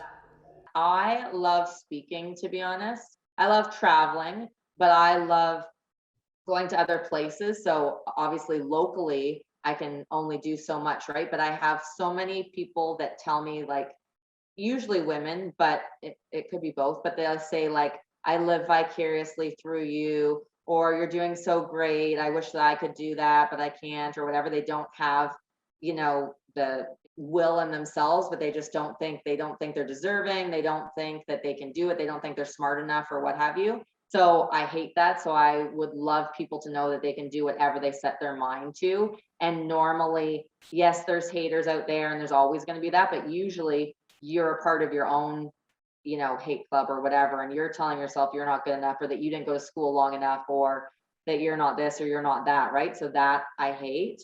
And then I also hate, and again, it's nothing against kids, but I hate when people are like, I want my kids to have the best life. I want them to have the best life too, but they never want themselves to have their best life. It's usually just my kids, which is fine. But if your kids see you go after your dreams and fail and then get up and try again and then succeed the next time or the 12th time or the 18th time, then they're like, okay, I can go after my dreams too. And just because I come over like a roadblock or I this or that doesn't mean I should give up and what have you, right? So I want them to go after their dreams, not just have their kids have their best life. And then obviously just because of real estate, I see so many people and they get to 65, 70, etc. and they're like, I'm going to sell my house. I'm going to divide it amongst my 3 kids. I'm going to buy a car with the leftover money, and then they're out of money. And let's just say, or they have a bit of money, but now maybe their health might not be as good. I don't want people to like wait until the end, not the end, but do you know what I mean? It could be, who knows, but wait till then to live their best life. Like, I have lots of clients that have bought rental properties, and they're like, this rental property is strictly all we do with the money is travel. And this rental property, all we do is money for our kids' college fund. This rental property, do you know what I mean? It just gives people opportunities to do other things. So I love like going all over and telling people, and then they're like, okay, I can do it. If she did it, I know I didn't tell you like my history or whatever, but I moved out, for example, when I was 16, and I lived in an apartment, there was cockroaches and stuff. So if people can be like, if she came from cockroaches and now she's a multimillionaire, then I can do it too, So I like that. It doesn't matter where they came from, like what side of the tracks, whatever. I like just them knowing that they can do it regardless, as long as they believe in themselves. And they obviously have to then take action. They can't just believe in themselves and sit there and like hope they win the lottery but don't buy their ticket, right? So I want them to live their best life, and whether that is traveling with that money or retiring their parents or taking, let's just say they want to take stained glass lessons, or they want to be the best chef or whatever. I don't know what they want to do with their money. I just want them to do that instead of living vicariously through me or people on TV or what have you. I want them to live their best life, because obviously we only remember one life, whether we have multiple, who knows, but we only remember one. So I want them to live their best lives. I like say in your books and in your site, you use the word abundance a lot. And that's such a great word. So, and so obviously you believe real estate is a great tool for all of us to be able to live our best life. 1000%. Yeah. But researched, because there's some countries that goes down every year. They're going down like 10% a year, right? So, or maybe even more, but I mean, I'm thinking of one specifically that's like 10% a year. So not necessarily, because I don't want people to buy somewhere and let's just say they buy it for 500 and 2 years later it's worth 210, and then another year later it's worth 70. So I'm not saying everywhere, because I don't know. As long as they research, then yes. But yeah, it just gives you that chance to have, whether it's like mini retirements or what have you, and you're like I said, I'm using this for my travel, I'm using this for my kids and what have you. You can use those funds for other things. I just hated that. I didn't want to be like, when I was growing up, I didn't want to say, oh, in 20 years, maybe I can do that. Or in this many years, maybe I can afford that. I always wanted to say, yeah, I wanted to do that, or yeah, I can do that. So I obviously would like other people to have that same opportunity, right? Because it's a very vibrant life. So we might as well enjoy all that we can in it. And tomorrow's promised to no one, right? Absolutely. Kristin, thank you so much. I love what you're doing. I love what you just said about having one property devoted to kids' college, one property devoted to travel, like really set up buckets. Yeah. And then that's a really interesting way to look at it and set it up. So you really know, all right, this is my vacation money, this is my house money, this is... For sure. Yeah. When you think of something, so if somebody said like, hey, I want to go climb the Alps, or I wanted this, or I wanted that, usually they just say it and then they never do anything about it. But if they actually think, okay, they go online, they're like, oh, it's $4,800, for example, right? And then they divide that, 12 months, and they're like, oh, okay, then that property is making that amount, right? Like when you break it down, then it usually makes things a lot more achievable, as opposed to just randomly saying, just like me with my dad. And he's like, you said the same thing to me 5 years ago, right? But when you actually put it all out and break it down to how much it'll cost you, you're like, this is totally doable. I don't need to wait till I'm 80 or 60 or whatever age, right? So you put it in your schedule now. So are you working less and traveling more? Well, I haven't been traveling more during COVID. This is actually the longest I've ever been home, but I've been seeing lots of Ontario that I do not normally see.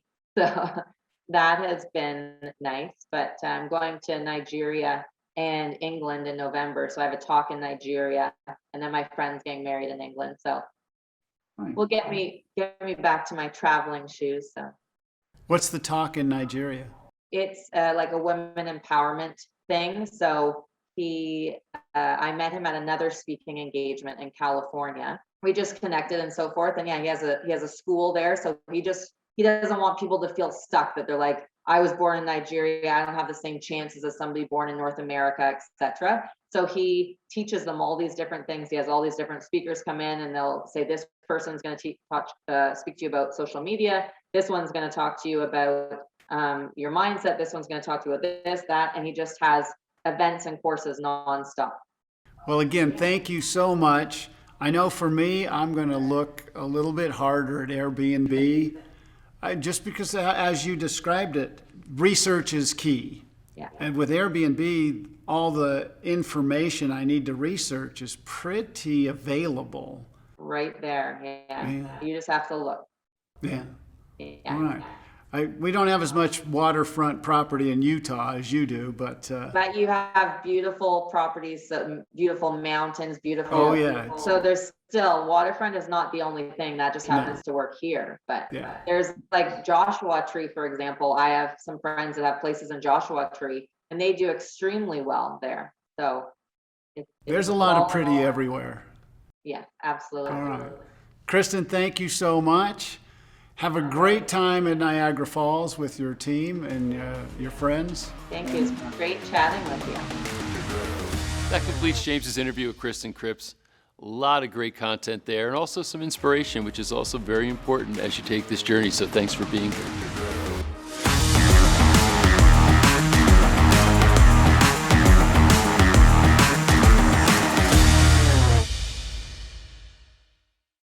Do you know what real estate wholesaling is? Maybe not. I don't know that I would have if somebody asked me that question a while ago.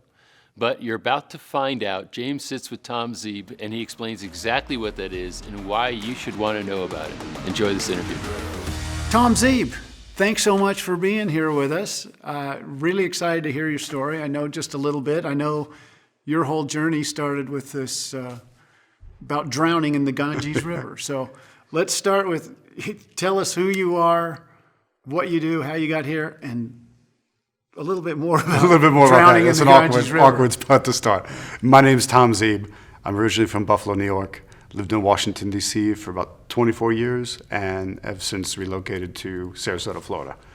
I've been a real estate investor since 2001, and it started in a near-death accident, almost drowning. I fell off a raft, whitewater rafting in the Ganges, which I've never lived that down with my friends that I was with, which is good. But there was a point where I couldn't stay on the raft. The captain said, look, he goes, we're going through a class 5 rapid. There's been a lot of rain. Ooh. This is going to be really rough. You really got to brace yourself. I thought I was braced in good. I wasn't. We hit a really awkward thing, and I remember every last second of trying to hang on and grip, and next thing you know, I was over the edge with no air and no chance to breathe. And back home, I had a day job. I was not in real estate. I just had a 9-to-5, a couple years out of college. And here I was thinking this was going to be a great adventure and escape. And it was, because I was ignoring all the problems of debt and not being happy in my job and everything else. I was just escaping from it all. And then it felt like everything was going to end. And so I had this odd epiphany where I couldn't, how do I put it? I was disappointed. I hadn't done anything. And now it's almost all over, and I'm starting to black out. I'm feeling my vision close down. Oh. I'm going, crap, underwater, and I've got a helmet on and a life vest, but you're in the rapids. You're bumping in the rocks and everything else. And when I came to the surface, basically the first thing that happened was that there was the raft with all my friends on it laughing at me. Because guys aren't going to live that down, and it's always come up. But then I felt this massive epiphany. I had this moment where things are going to change, and I've got to figure out how. So you had no background in real estate. No.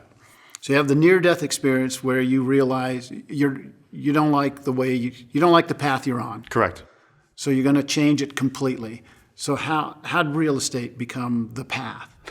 Of all things, when I got back, I was still stuck. Still had the job, still had bills to pay, still had more month than money. I mean, it was basically, it didn't matter that I had this epiphany. I was stuck. What are you supposed to do? And a friend handed me a book. It's one of the reasons I've been so happy to write so much, is because it was a book that really changed things for me. It was Robert Kiyosaki's Rich dad, poor dad. Well, that's the keystone for so many people we've talked It's to. everywhere. Yeah. When I wrote my book, I wanted it to be like specific. I hope it hits people like a ton of bricks, like that hit me like a ton of bricks. Because I felt every frustration I had when I was drowning, the book addressed and brought me right back to that point. But with one big difference, it gave me an answer. Now, the book basically just says invest in real estate, buy rental properties. Okay, sure. I don't even know, and I'm living in an apartment. I don't own my own place. I've never owned my own place. I have no money. I'm in serious trouble. But it was the early 2000s. So the application to get a mortgage, I believe, was they put a mirror at my mouth. That I fogged it, and they gave me, I don't know, $450,000 to buy a 6-unit apartment building in New York City. That was your first That was my transaction? first transaction. There's nothing intelligent about that at all. That was a colossal mistake, a pile of mistakes piling up. It was bad. But it was good for you. Oh no! It almost that took one me didn't under. work? Almost took me under. It didn't work at all. I went belly up on that deal in no time flat. What made you think with zero experience you could, I think most people would dabble, right? Put their Yeah. toe in the water and buy a cottage. I guess I was miserable enough. Yeah. I wanted to change enough, and I just had this blind faith that I'm going to do this. How'd you find the property? Through a realtor, started looking at properties, said this is the price range I'm looking in. He says there's only really one part of town in New York you're going to find that.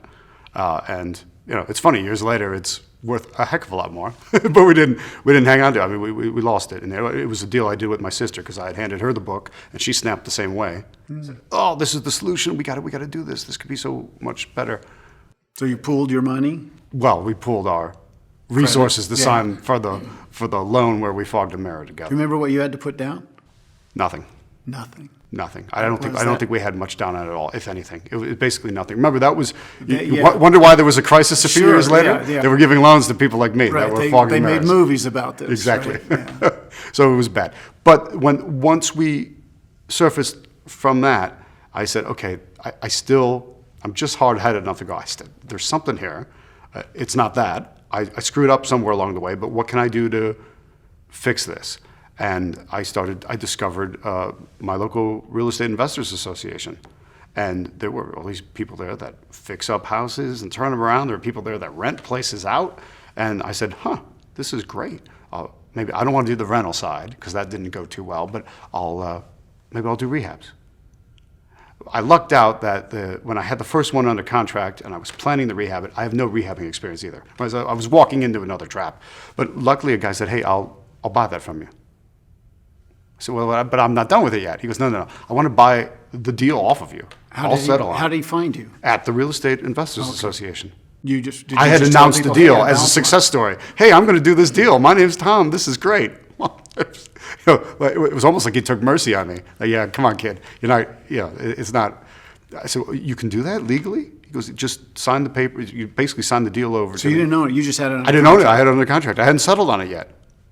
And I walked off with just shy of $23,000. Had you put any money down? No, to $100. secure- $100. $100. Had $100 to secure in float. that. Yeah. And sold. Yeah. Handed it over to somebody else for $23,000. Everything changed. Yeah. Just like that. I went, wow, I didn't do anything. If I just work hard at this, I'll pay off my debt that I'm drowning in. Yeah, I want to, before we get too far, I want to go back to the faux pas, the big build, the 6-unit apartment. Yeah, 6-unit building. So how long did it take to go from you started it to you lost it? Oh, we lost in slow motion. That had to be painful. Yeah, it was. It was. There's some interesting lessons for real estate investors in it. For example, I was an extremely motivated seller. My sister and I, we wanted to get rid of it. We wanted to get rid of it fast. We didn't care what the price was. We just needed out. And yet, nobody would answer the phone. We were studying and trying to be real estate investors. So we go, well, there must be people out there doing marketing. So let's do some reverse marketing and let's find these investors. And we called every ad in the newspaper, it's the early 2000s, right? So early days of the internet, but some internet ads, any ad in the newspaper, any flyer we saw, any You're Bandit talking sign. about those we'll buy your Yeah, house. we'll kind buy of ad? houses, right? The same kind of marketing we do now. Yeah. I call them, nobody answers the phone. Nobody calls back. Like, do I not sound desperate enough?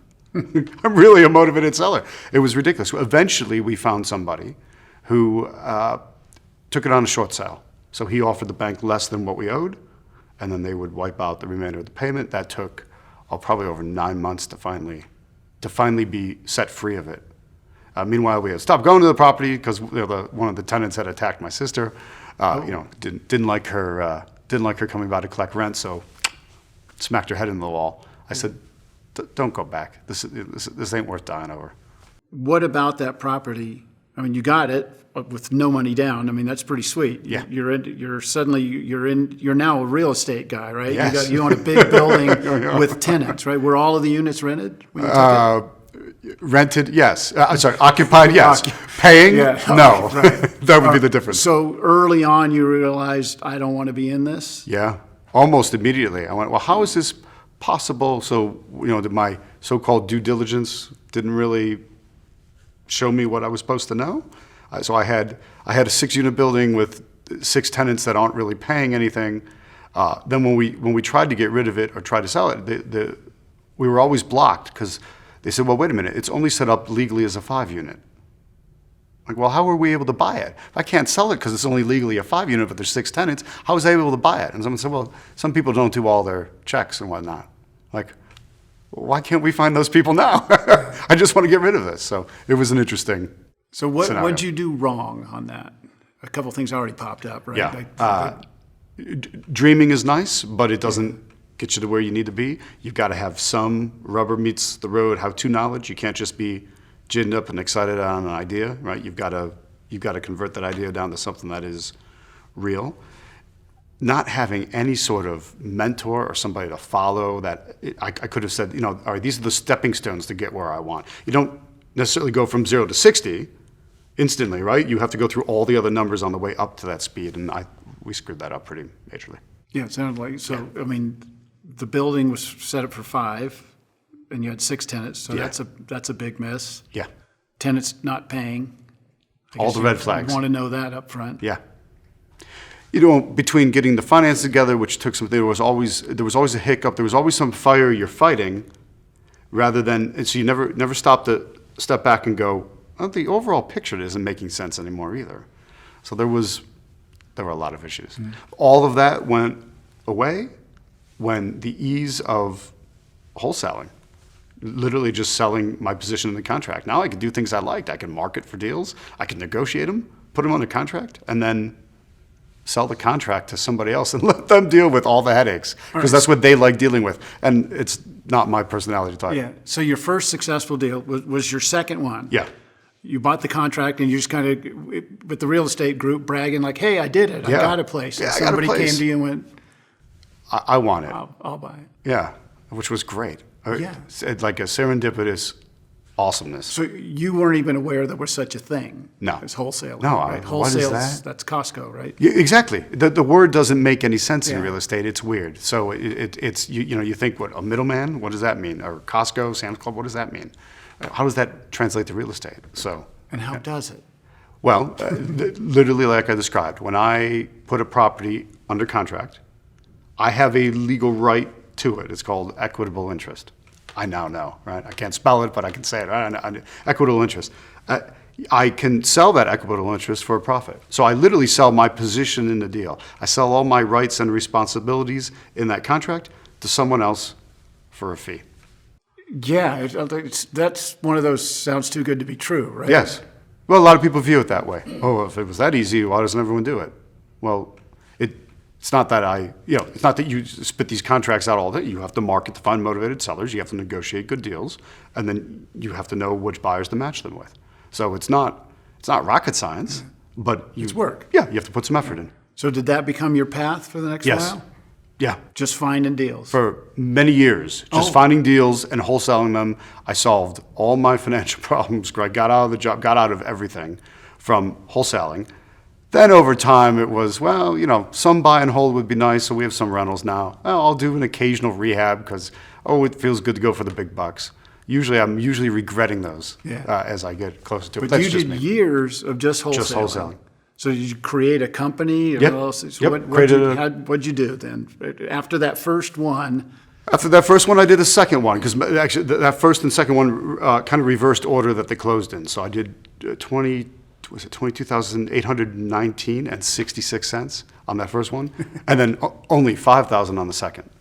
And I'd actually signed them in reverse order, but nothing ever closes on time. So I went, well, that was pretty darn good. After all the pain of the 6-unit in New York, now there's almost $28,000 in profits from shuffling paper around. I said, oh, I'm in a much better place. So yeah, I set up a simple LLC, ran all my business out of that, and focused on marketing. Okay, how did marketing, how? Like what does that entail? Well, I'm looking for motivated sellers, people who need to sell their property even more than they want to sell it. Even if the market's hot, even if it's soft, sideways, doesn't matter. There's people that, they have issues, right? They have problems in life, and a lot of times their property will help them solve those problems, right? They can solve the problem in their personal life by getting rid of their property. Yeah, it's generally where most of their wealth is. Right? Yes. Yeah, in the personal property, sometimes it's a rental property and they're tired of tenants. So I go, all right, what are all the types of problems people have? And where do those people hang out? Where could I find lists of those people? So if it's people getting divorced, well, that's a legal process. There's a list at a courthouse. Out-of-state absentee owners. Well, there's a list of people who own a property but reside somewhere else. You can research that data. Heading into foreclosure, or heading into bankruptcy, there's lists for all these things because there's a government process to it. And so you can go, you have the right to that information, so you go and research that information, pull that information, and then start mailing them, letters, postcards, emails, websites, and messages that match and connect with what their problem is. So that became the thing. That became the thing. Just find them, reach out. Any idea what your success rate was? Like how many would have to send out to get one? Yeah, and it's interesting. Generally, you expect a response of about 1%. So for every 100, you only expected one person to respond. And depending on the list, the better mailing list that I use, it takes about 37 of those responses to turn into a deal. Less quality leads, but like leads I get off the internet, I need closer to 65, 70 contacts to turn one into a deal. You still wholesaling? Yes. Yeah, it's almost addictive. Some people complain about wholesale. Tom, wholesaling's not investing. There's no investment. It's a business. You did the deal, and that's it. You're done. The money spends the same. Yes, exactly. It's fine. So yeah, the money's there, and it solves the now problems, and you can invest it for the future and move things into other things that you do, or spend it on the rehabs, or invest it into buy and holds for long-term wealth. So I have no problems with the fact that it's just a business. Mm-hmm. So we're close to 20 years? Yeah, a little over 20 years now. How's it morphed? What's changed? How have you gotten better? Yeah. Well, I've gotten better at being more consistent and pickier. Like you can almost smell a time waster up front. So just pass on it. Let me focus on something that's there. In terms of the market, there's been a lot of up cycles and down cycles in 20 plus years. Yeah. And the odd thing was, people think there's going to be more motivated sellers during a down cycle. Maybe a little bit. I also, though, had found it harder to find buyers during a down cycle because there was more nervousness about what they had to do. So that was an interesting snafu. So sometimes when the market's hot, I'm still after the people that are having problems and aren't able to quickly take advantage of the hot market, so they want to sell to someone like me because it's just easier. I'm solving all the problems. I'm making their life simple. And in many ways, but then you have no problem finding a buyer for it because the market's hot. Right. So it's been kind of, some things are backwards from what people generally think. Have you concentrated on one area, or are you? Geographically, I've usually tried to keep a little closer to wherever I'm based. So that's been the Washington, D.C. metro area. That was Baltimore for a while. Now it's, as I'm getting things up and running in Florida, since I've been in there for a few months. What does marketing these things look like? I mean, But I watched one of your podcasts. You were talking about Bandit. Bandit signs. Bandit signs. It's an interesting name. Yeah. Why are they called bandits? It's a giant. We've all seen them. You've seen them on the road. Yeah. It says We Buy Houses, got a phone number, maybe a web address. Right. It's a plastic sign. They're ugly. And they're called bandit signs because the law is a little shady on them. But everyone else is hanging signs up everywhere because they're not worrying about it. And you feel like a bandit putting them up or paying somebody to put them up. So you sneak out late at night. Kind of, yeah. But the first two successful deals came from bandit signs. And it was funny. I used to use a cordless drill with a magnetic drill bit. It was easier than nailing them in. Yeah. And I would tend to put them on the same telephone poles over time. So there was always a cluster of drywall screws your exactly stuff. at my height because I didn't take a ladder or anything. It just wasn't practical. I just wanted to get them up as high as I could, and that was it. What made you think about doing that? Like the first time you went, all right, I'm going to put those signs up because you do see them. Sure. Yeah. I didn't come up with the idea. As I started doing the research. All right, what are people doing? What are successful people doing? How are successful real estate investors finding deals? And particularly at my Real Estate Investors Association, started listening to some of the speakers that came and what did they train and going to their training classes. And they were recommending, postcards, letters, bandit signs, different types of advertisement. And so I said, all right, try a whole bunch of them, and then you tend to focus on things that work well for you. And those work. Yeah, they strangely work. It's interesting though, but bandit signs are frustrating because you put them up and you might get 2 or 3 calls and you're all excited. And then a week goes by and there's nothing. And the next week there's only 1 call. Then there's no calls for 3 weeks. Then you get 5 calls. Then you go back to 5 weeks of nothing. It's the most bizarrely inconsistent thing. No rhyme or reason. And so it's frustrating. And a lot of people have a hard time with consistency on it because of that. Because you feel like you're doing something for nothing. And so fine, that wipes out a lot of your competition. I guess the sign's sitting there, Yeah, they come down eventually. People pull them down. The road crews go around and pull them down. So you have to replenish them. But it's an interesting thing. I see that with a lot of marketing. The number one thing people screw up is they don't stay consistent. Or, I didn't make $1 million by Tuesday. I didn't make $1 million on my first round of mailings, therefore I'm out, this doesn't work. Okay, if you say so. So you touched on it briefly. I want to go back you had to educate yourself on all of this, right? Because you pulled yourself out of the river. Yeah. 0 real estate experience. Somebody hands you Robert Kiyosaki's book. Yes. Which is kind of the holy grail. You went, that's what I'll do. Yeah. Right? So you didn't really educate yourself for the first deal. No, and paid the price because of it. Is your sister still talking to you? Yeah, yes. So what's the education process for you? Yeah. For me, Tom, it's not a go to school and get a degree kind of business. So my education was attending my Real Estate Investment Association consistently. What was your college background? Frequently. History and political science. Guess I'm not using that much. So it's, But you can talk at parties. Well, yeah, I can talk at parties about it, I suppose, yeah, because people love hearing about history. Politics. Politics, a little bit, yeah. Real Estate Investor Associations, go to their monthly meetings, attend the trainings, see what speakers they had to offer, get something out of each one, keep taking notes, keep understanding, all right, I like this, I don't like that so much. What kind of trainings? So the Real Estate Association is offering monthly seminars? What are they? Well, what's interesting, I was a member of, the one I became kind of a main member of for many years, and when the fellows were looking to retire, they approached me and said, would you like to take over?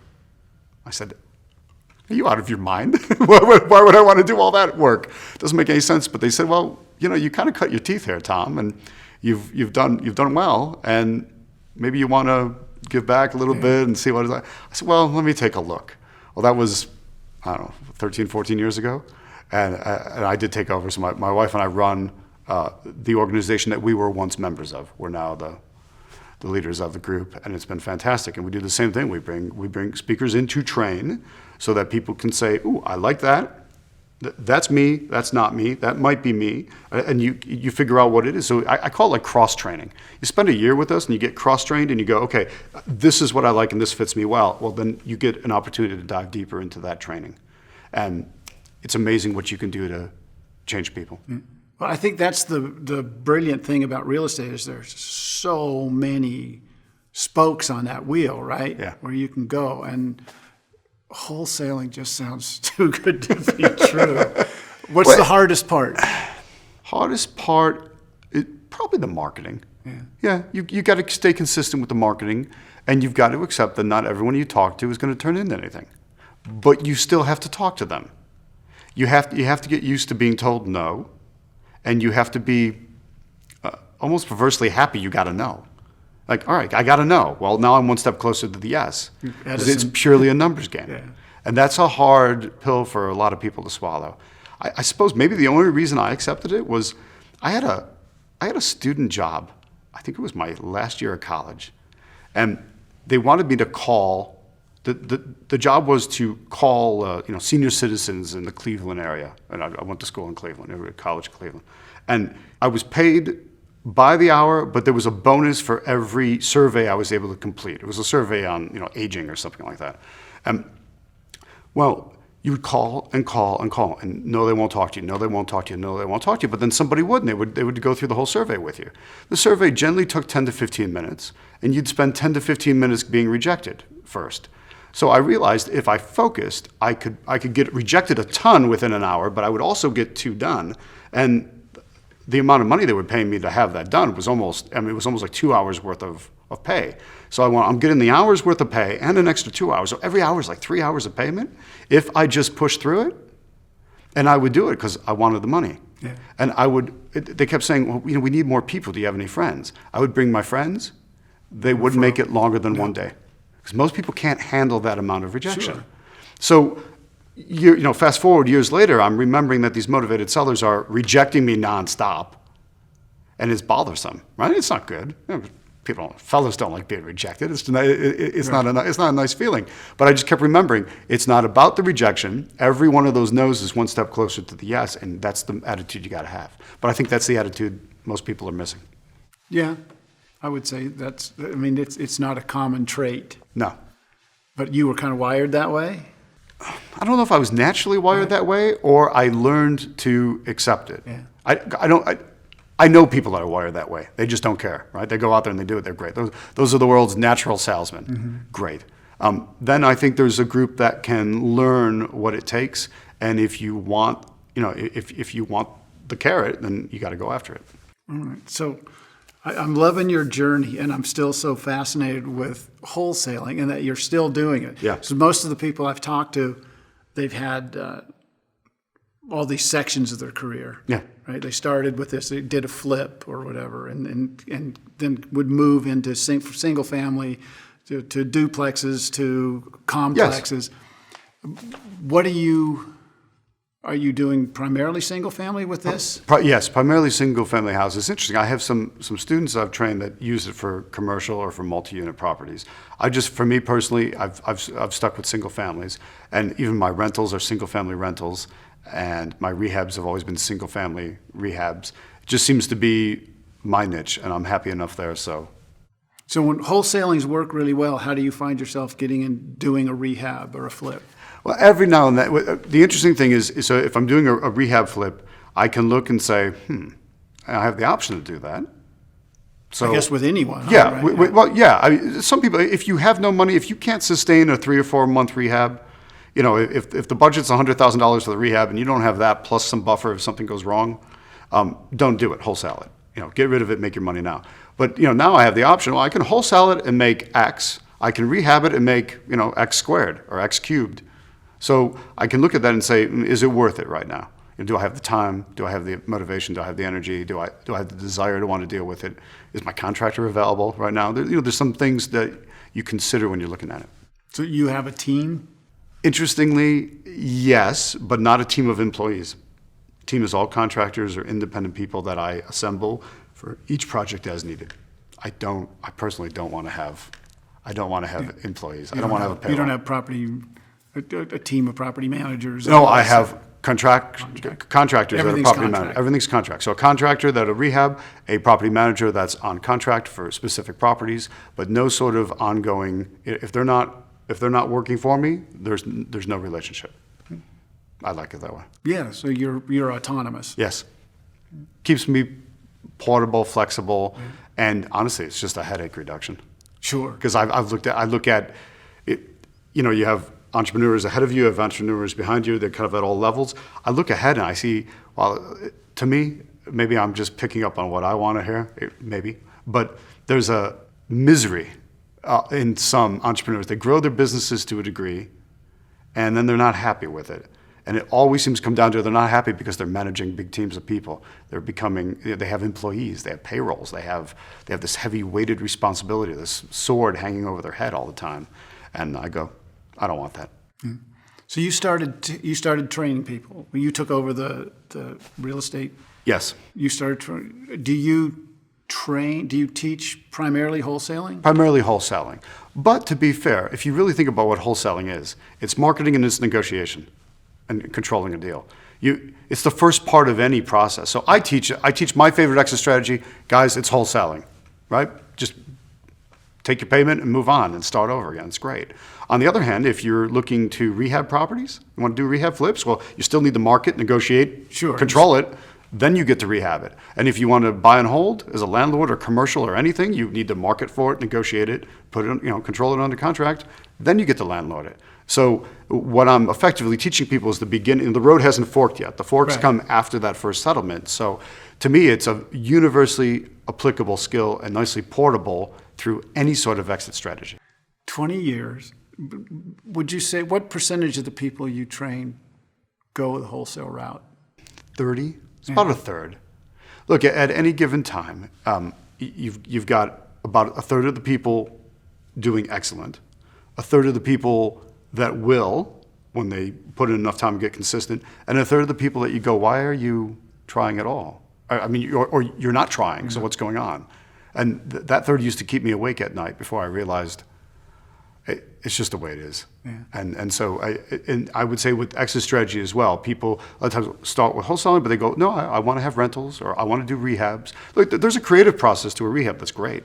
I mean, to look at a rundown, dilapidated junk and then turn it around and make it something beautiful, Yeah, that's a great feeling. Yeah, well, and to see the potential. Yeah, as an artist. to see it and make it happen. So I get that satisfaction of it. Maybe that's why I do it occasionally. I don't need a constant drip of that because the headaches get to me after a while. But people will move on to what they think is right. The thing is, I've given them that foundation because no matter what you do, you got to market to find the deal, negotiate it into a great deal, and control it. How do you find the buyers? That's easy. Is it? No, the buyer part is easy because there's all these. You show up at your local real estate investors association. There's a room full of landlords and rehabbers. So you just build a list of those people. That's the easy part. Yeah. All right. So back to me. You get your you have your big learning experience Yep. with the 6 unit or 5 unit. Yeah. It's nebulous. 5.5. You get out of that. You do your first accidental wholesale. Yep. Right. And a kind of a second accidental wholesale. Yeah. Right. And you're on your way. Yeah. Wasn't all roses, right? What did you have some bumps after? I mean, you kind of got some beginner's luck there after that. After the beginner's disaster, yeah. Yeah. So what big lessons did you have to still had to come? Consistency. Yeah. There was like, wow, I was focused on this. It was great. And I think it was 5.5, 6 months went by and just kept doing a great amount of deals, paid off all my personal debt. I mean, the day you pay off that last credit card it's a happy day. Yeah. Right? Very happy day. And then, but then I think I probably fell in the same trap that a lot of people fall into. It's, well, now let me do this and now let me do that. And, you get a little ADD and then you start vacationing too much and this and that. It's fine to do all that. It's fine to take a vacation. But if you stop your business, then you're going to start back at zero too. So you got to put some systems into place to keep it consistent.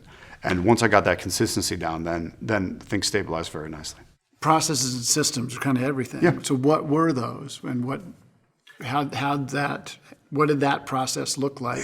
Everyone wants to think that there's some great piece of software or some magic secret to it. Yeah, I mean the pill, The right? pill, yeah. You know what it was for me? Sit down, map out what needs to be done, when it needs to be done. Think about it from a calendar perspective, what needs to be done on what days, and put appointments on your calendar to do that stuff. So if you want to use something fancy, a calendar on your phone or a calendar on your computer or a calendar in the cloud or just a paper calendar blotter on your desk, who cares? It's a calendar. Get your to-dos on the calendar, and then you wake up and you look at the calendar and you know what you got to do today. What are those to-dos? Exactly. Yeah. Do those to the. What are those on your calendar? Rolling on the day. So I like to theme my days out a little bit. So there'll be marketing Mondays. Marketing's an important task. Let's do it at the beginning of the week, and let's have it all set. And what are those marketing steps? Sure, the marketing steps are my postcards going out? Are my letters going out? Do lists need to be researched? And all this is on different recurring cycles. So on a given month, it might be, okay, well, I got to go to the courthouse. Let's go to the courthouse and do the research and pull that information. And isn't there someone else that can do this? And isn't this online? And well, that's usually why people don't do it, because it's not super easy to get. So you go, you do it, you get it, and then you mail it to it. That might be you've gotten the list, you scrub the list down a little bit, make it nice. Now let's upload it, let's get the postcards out, let's get the letters out, let's get those campaigns running. What marketing bills need to be paid today? Is there an ad that needs to be paid for again or refreshed? What kind of ad? Like a newspaper ad. They might bill you on a monthly basis, depending on what it is. Your newspaper ad is similar to your Bandit sign? Exactly. It's almost all the same messaging, just in a different form. So how many different lists are you getting, and what are they? I love out-of-state absentee owners, people that own a property in your state, but they don't live in that state. They live somewhere far away. A lot of issues can come up with them. So that's a great list. Probate is an excellent list. So people that are inheriting properties from someone that's passed away, a lot of times they don't live in town anymore. Great kids grow up and they move somewhere else. But mom or dad pass away, or an aunt or an uncle or a grandparent, and it's, I got to go back to whatever town and deal with that. I don't have time to deal with that. I got my spouse, I got my kids, I got my job, there's too much going on. And I'll step in and say, you don't have to do a thing. You don't even need to come to town. I'll take care of it for you. We take care of all of it remotely. Always have. So with all the remoteness that has occurred the last couple of years, I found it amusing. I'm like, well, I've always run things remotely. So it didn't feel like much of a change, which was good. So you got those. What else? Those, let's see, tired landlords from Tired Landlords. Tired landlords, okay. Which is, speaks to me. Yeah. From the first Sure. thing, really, I'm a sick and tired landlord. How do you find a tired landlord? What are things that tire a landlord out? You go, the number one thing that tires them out is the thing that was tiring me out, tenants. The old landlords are always complaining about tenants and toilets. Well, where do you find a list of tenant and toilet problems? Well, the biggest problem with a tenant is if they don't pay. That's eviction. So a landlord would file for eviction at landlord-tenant court, and that's now a matter of public record. So I can go pull the names, look for the plaintiff, and mail to them. So it's things, all this stuff ties into that. I'll go around, I'll drive and look for rundown, dilapidated properties that look a little unloved, something's wrong. You have a sprucey, beautiful neighborhood, but then there's an eyesore over there with broken windows. Okay, there's a story there. Let's figure out what that is and look the property up and see if we can find a phone number and call. Let's mail to it, and you build all of those. There's some stuff I get off the MLS services. If something's been listed for a long time, or if it's an expired listing, they wanted to sell, but it didn't sell. It's usually because it's overpriced. Yeah. So after some time's gone by, they might feel more willing to be flexible. And so I step in and say, well, you tried for a year, it didn't sell, so let me show you what I think it's worth, and then we work on it from there. What are the risks? Like when you find the tired landlord because I'm fed up with these people that won't pay their rent. Yeah. And then, of course, in the last couple of years, you had rent forgiveness. That was a little painful for landowners, right? Yeah. So I won't go down that rabbit hole, but you're now looking at taking over. Like you're gonna relieve me of this burden and take over my property that I can't get somebody to pay their rent for. Yeah. That's risk, right? There is, but I view, if I'm taking over a property from a landlord that has tenants that aren't paying, That's a repair. It's one way of looking at it. That's how you see it. If I bought it with the roof leaking, I would pay to fix the roof because there's a problem and I'm going to fix it. If I bought it with, because it's just dilapidated and junky inside, then I would pay to fix all that up because that's a repair. So if I'm taking over a property with tenants that aren't paying, I view it as a repair. How am I going to solve this problem? Sometimes we've dangled money in front of the tenants, like, come on. When you leave, we'll give you money for the U-Haul and money for moving, but you're not getting that money till you're out of the property. There's a kind of legal term that says property vacant and broom clean. Like, yeah, well, don't worry about cleaning it with a broom, just have it vacant. Let's just get, once they're out, then they're out. So a lot of times people can be enticed out, and we've done that at times to get people, like, move on, come on. But you just want the paper, right? You're just trying to wholesale it. So Yes. Well, are you going to try to do those repairs before? No, I don't do the repairs. Right. But I have to know what the repairs are because that's part of my calculation as to whether or not it's a deal, and who I'm selling it to has to agree with that. All right, because you want to just hand the paper off. Yes. Without Yep. Hand it off without burdens. any issues. Yeah. Some people want to go in and do a little light cleanup. I don't want to do anything. If I need to get a tenant out, that's one thing. Yeah. I'll help with that because it's going to make the sale cleaner. But in terms of cleaning a property out of junk, I'm not going to do it. That's all up to my ultimate end buyer, the person that I'm assigning my contract to. Have you had some that you couldn't? That nobody wants it? Yeah, it's happened a couple times. Just a couple times. Just a couple times. Wow. Yeah. Normally it's good because I know going in, this is such a good deal. You're going to have multiple people after it. You're only going to be making one person happy, and you're disappointing a bunch of others who don't get it. But a couple times, if I've screwed up one of the numbers, or one time when the market was shifting quite a bit. Remember I talked about it being hard to find buyers? I had the most money I've ever lost on a deal was $11,000. And that was totally my fault, and it was dumb of me. Because I normally only put $100 down on a property, which is fine. And the way my contracts are written, I'm protected, so that $100 is protected, I'm going to get it back. Well, this motivated seller was an attorney, and he said, well, I want 1% down. 1%, it was a $1.1 million property, 1%'s 11 grand. I went, well, I already had the buyer lined up, everything was good, it was going to be so easy. So I put the $11,000 down. Normally, that's fine, that would be safe the way I've written my contracts with my attorneys. But this guy put a time limit on how long I had on all my escapes and my outs. And as my buyer got flaky and eventually decided not to move ahead with the deal, he had eaten up all of my time. So now it was locked in. That $11,000 was locked in at risk, and I couldn't find anyone else for it. It literally had this buyer's name written all over it, but no one else. And so it was, I couldn't convince anyone else. The market was fluctuating. This was the 2008-ish time frame. Yeah. So yeah, they're getting nervous. We don't know what's coming. This could be banned. Oh, it's a $1.1 million property. So I had to cancel the contract and lose the $11,000. So you created your contract? Yes, I wrote them with 2 attorneys. Okay. If you ask a lot of attorneys, can you do something? Their answer is Sure. no. Oh. They're attorneys, right? Yeah. They view everything with Right. kind of you can't. Right. But if I say, how can I do this? Then you get their creative juices flowing and they come up with something. So I took 2 real estate attorneys, one of whom is also a broker, which was convenient, right, to understand everything in and out, and said, this is what I want to have, and this is how I want to have my contract. I want it as simplified as possible. We boiled this baby down to 4 pages. What were the things, you said, these are the things I want. What were those things? This is what I want to have to protect me as an investor. I want to make sure I'm able to assign it on. I want to make sure I can get out if I need to.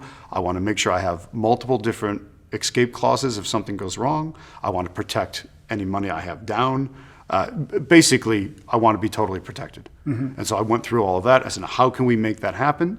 And how can we keep this contract as plain English as possible so it doesn't confuse the living daylights out of somebody reading it? What are a couple of those escape clauses? What are those look I like? use an inspection contingency a lot of times. Okay. But it's not based on a specific inspector. It's just, is the inspections satisfactory to me? That could be a financial inspection, that could be a physical inspection, it could be anything. If I don't like it, I can cancel and I'm out. Oh, you've made it that Made it that, nebulous. yeah, oh yes. All right. Well, because then I'm safe. Right. And that's what I like. It's what I've noticed, certainly in me and a number of the people I've trained as well, they move ahead fearlessly because, well, you're not going to get stuck. So what do you have to lose? You're not even going to lose your $100 down. Yeah. It's protected. So why wouldn't you try? All right, so you put your $100 down, you own the paper. You can't buy a buyer. You can't find a buyer. Are you stuck with that property? No. I press my own eject button and get out. So you're holding that, but it's not Yeah. yours in No, perpetuity. I'm not going to be forced to buy the buy property if something is horribly wrong. That's a small risk then, isn't Yeah. it? $100 Yeah. down. So even in this crazy market we've been having, you've been securing properties with Yes. And what I also find is this crazy market is, it's crazy in some parts, not so crazy in others. Yeah. A lot of, dry things in between. It's not, surprise, surprise, it's not what the news says it is. There's a lot of, it's where, it's which towns, it's what part of those towns, it's the suburbs versus the downtowns versus the exurbs versus property type. Is it a single family house? Is it a condo? It's all over the map. There is no one market. It's all very unique sub-markets. So this is part of the research you have to do? Yeah. And so Yeah. what are you looking for? I'm looking to see the price of something in its current, what can it be worth? What will move it fast? Let's say, a 30-day sale. Usually less these days, but I'm looking at that and say, what would it sell for? Great. Now, what can I get it for now? And that changes totally by where it is. If, is it in the city? Is it in the suburbs? Is it in what they're calling the exurbs? Way out there, which cities, which areas, because things are changing. There's no one consistent real estate market. So when people say, it's hot, well, true in some places. It's not so hot in others, and it's kind of lukewarm in others as well. So you have to understand where you get. So when a motivated seller calls me and I'm looking at their property, I've got to research that property. All right, where's it at? What do I think that's worth? As it is, what do I think is worth all fixed up? Is there enough of a spread there to make it worthwhile? Basically, is there a value play? Mm-hmm. What we're looking for is there something we can do to make this property worth more than it is currently? Will that be as a rental? Will that be as a rehab? If we fix it up and make it nice, what would it sell for? Or do we just kind of clean it up, and what would it sell for? That kind of thing. But generally, you don't want to do anything with it, right? Oh, no. Well, no. I'm not going to be the one doing all of that. But I have to look at it as if I am, because my buyer is. So I don't know if it's a deal till I consider what my buyer down the road is going to do with it. Okay. So, and then I'm not the one doing that, but all my calculations are as if, because I need to sell it to them at what they want to buy it at. Yeah. And then I make sure I've negotiated it deeper, so there's something for me. I'm still just shaking my head. I'll say it again. It sounds so too good to be true. For $100, I mean, I understand it's work finding all these, but the lists are all available. Yes, not necessarily easily Yeah. available, but available. What lists are easy to find and what lists are harder to find? Sometimes Because it's all public record. it's all what public you're record, using. but you have to go to your county or city courthouse and sit there and do the research. And depending on the courthouse, that might be sitting down at their computer, and it may be user-friendly or it may be horrendously not user-friendly. Microfiche. Yeah, exactly. Some of them. Much more has been digitized the last few years, but even, you'll still find some courthouses that hand you actual file folders. You got a manila folder for each, and you got to go through these things one by one. Most places have digitized to a decent degree now. So a lot of times you might be looking at scans of those papers on a screen. But it's not all user-friendly, it's not all that easy, and courthouse employees aren't necessarily, let's say, the most helpful, which is good. That's going to scare most people off. And if you go where most people aren't, and where most people don't go consistently, that's where you're going to find your gold. You probably made relationships at all those places. You try. Which helps. Yes. Yeah, you try, but they're still not the easiest people. Some people don't Make want a relationships with. relationship. Yeah. They're they're working for a courthouse, not to have relationships with anyone, literally just to mark time until the pension comes. So that's okay. It's the way it is. Sure. So you were able to do this, I mean, for a long time, just you, right? Yeah. Yeah, I like it that way. Yeah. Yeah. How much freedom does this give you? Tons. Total freedom, which is what I was after. When I was frustrated by the 9 to 5 and the grind and the debt and everything else, one of the reasons I was so frustrated was, this isn't what life is supposed to be. I want to go have big grand adventures like I was, when I was drowning myself. But, to have a lot of that, I've always been very passionate about traveling. And I had a kind of challenge with a friend to see who could be the first to get to 100 countries. And now I'm at 114, 115. Yeah, it's just all funded by these types of deals. Because you can be doing it from anywhere. It doesn't matter where the property is. I don't need to see the property most of the time. And half the time you set the thing up, then go on a trip. You're back in a couple of weeks, close the deal. I was going to ask, you don't inspect you don't go see all these properties? If I'm around, I do. No reason not to. Right. If I'm not, I'll send somebody else. And what are you looking for? Condition of the property. That way I know like what the condition is. I'm looking for the same things that my buyers are going to be looking for.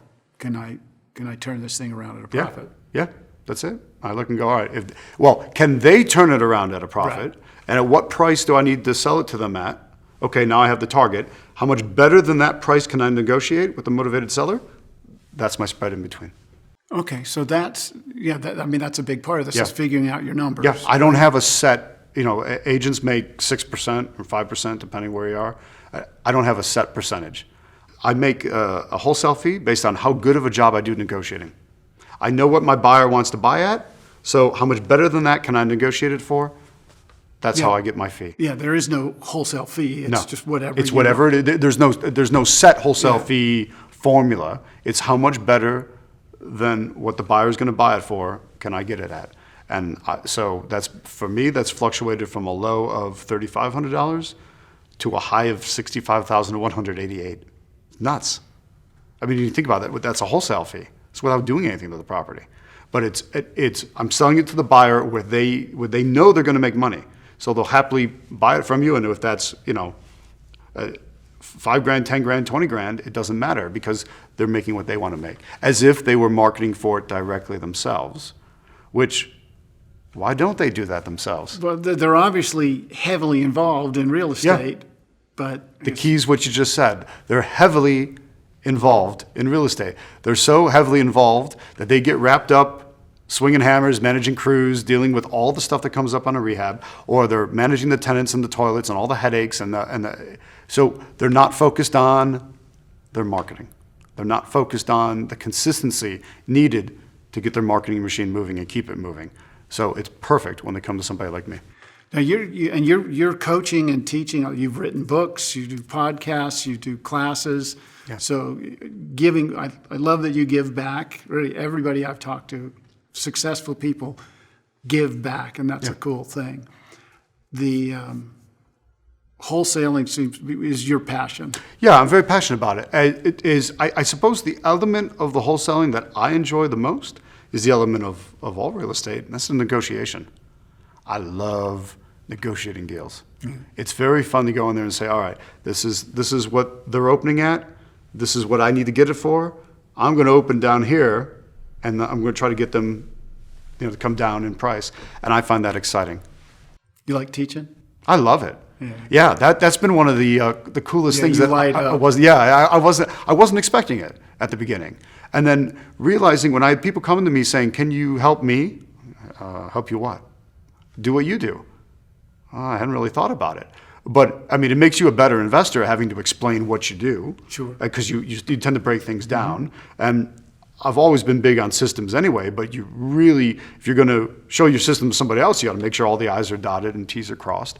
And the success stories are wonderful. I mean, teaching somebody how to go from zero to hero is a fantastic feeling. And watching the way their lives change and how they change their towns or their neighborhoods and their lifestyle and what happens with their kids because they're finally out of if they feel stuck in a miserable 9 to 5 and now they're not, if they're stuck drowning in debt and now they're not, and you've been the reason that's happened, yeah, that's been a very happy surprise for me. As how great that is. So I absolutely love it. Excellent. Thanks so much for flying in, taking time. My pleasure. with us. Really appreciate it. Well, James, that completes your interview with Tom Zeeb. Again, another facet of real estate here. Any takeaway that comes to mind? I mean, the big thing was just, I've been so fascinated with how many spokes are on the real estate wheel, and he's all about wholesaling, and I was not familiar with that. So that was so great to learn a whole nother industry within the industry. Yeah. Well, good stuff. And again, as always, we appreciate your time, appreciate you being here. Hope you got, again, great value out of that particular interview. Thanks for being here.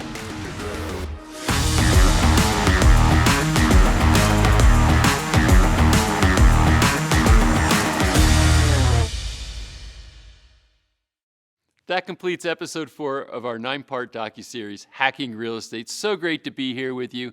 As we continue during this free viewing period, I just want to remind you, you can own this. You can get this series at a significant discount with some great bonuses. You should check those packages out. Episode 5 is going to be lined up, coming up here soon for you. Make sure that you jump in and experience it. It's a great one. Thanks for being here.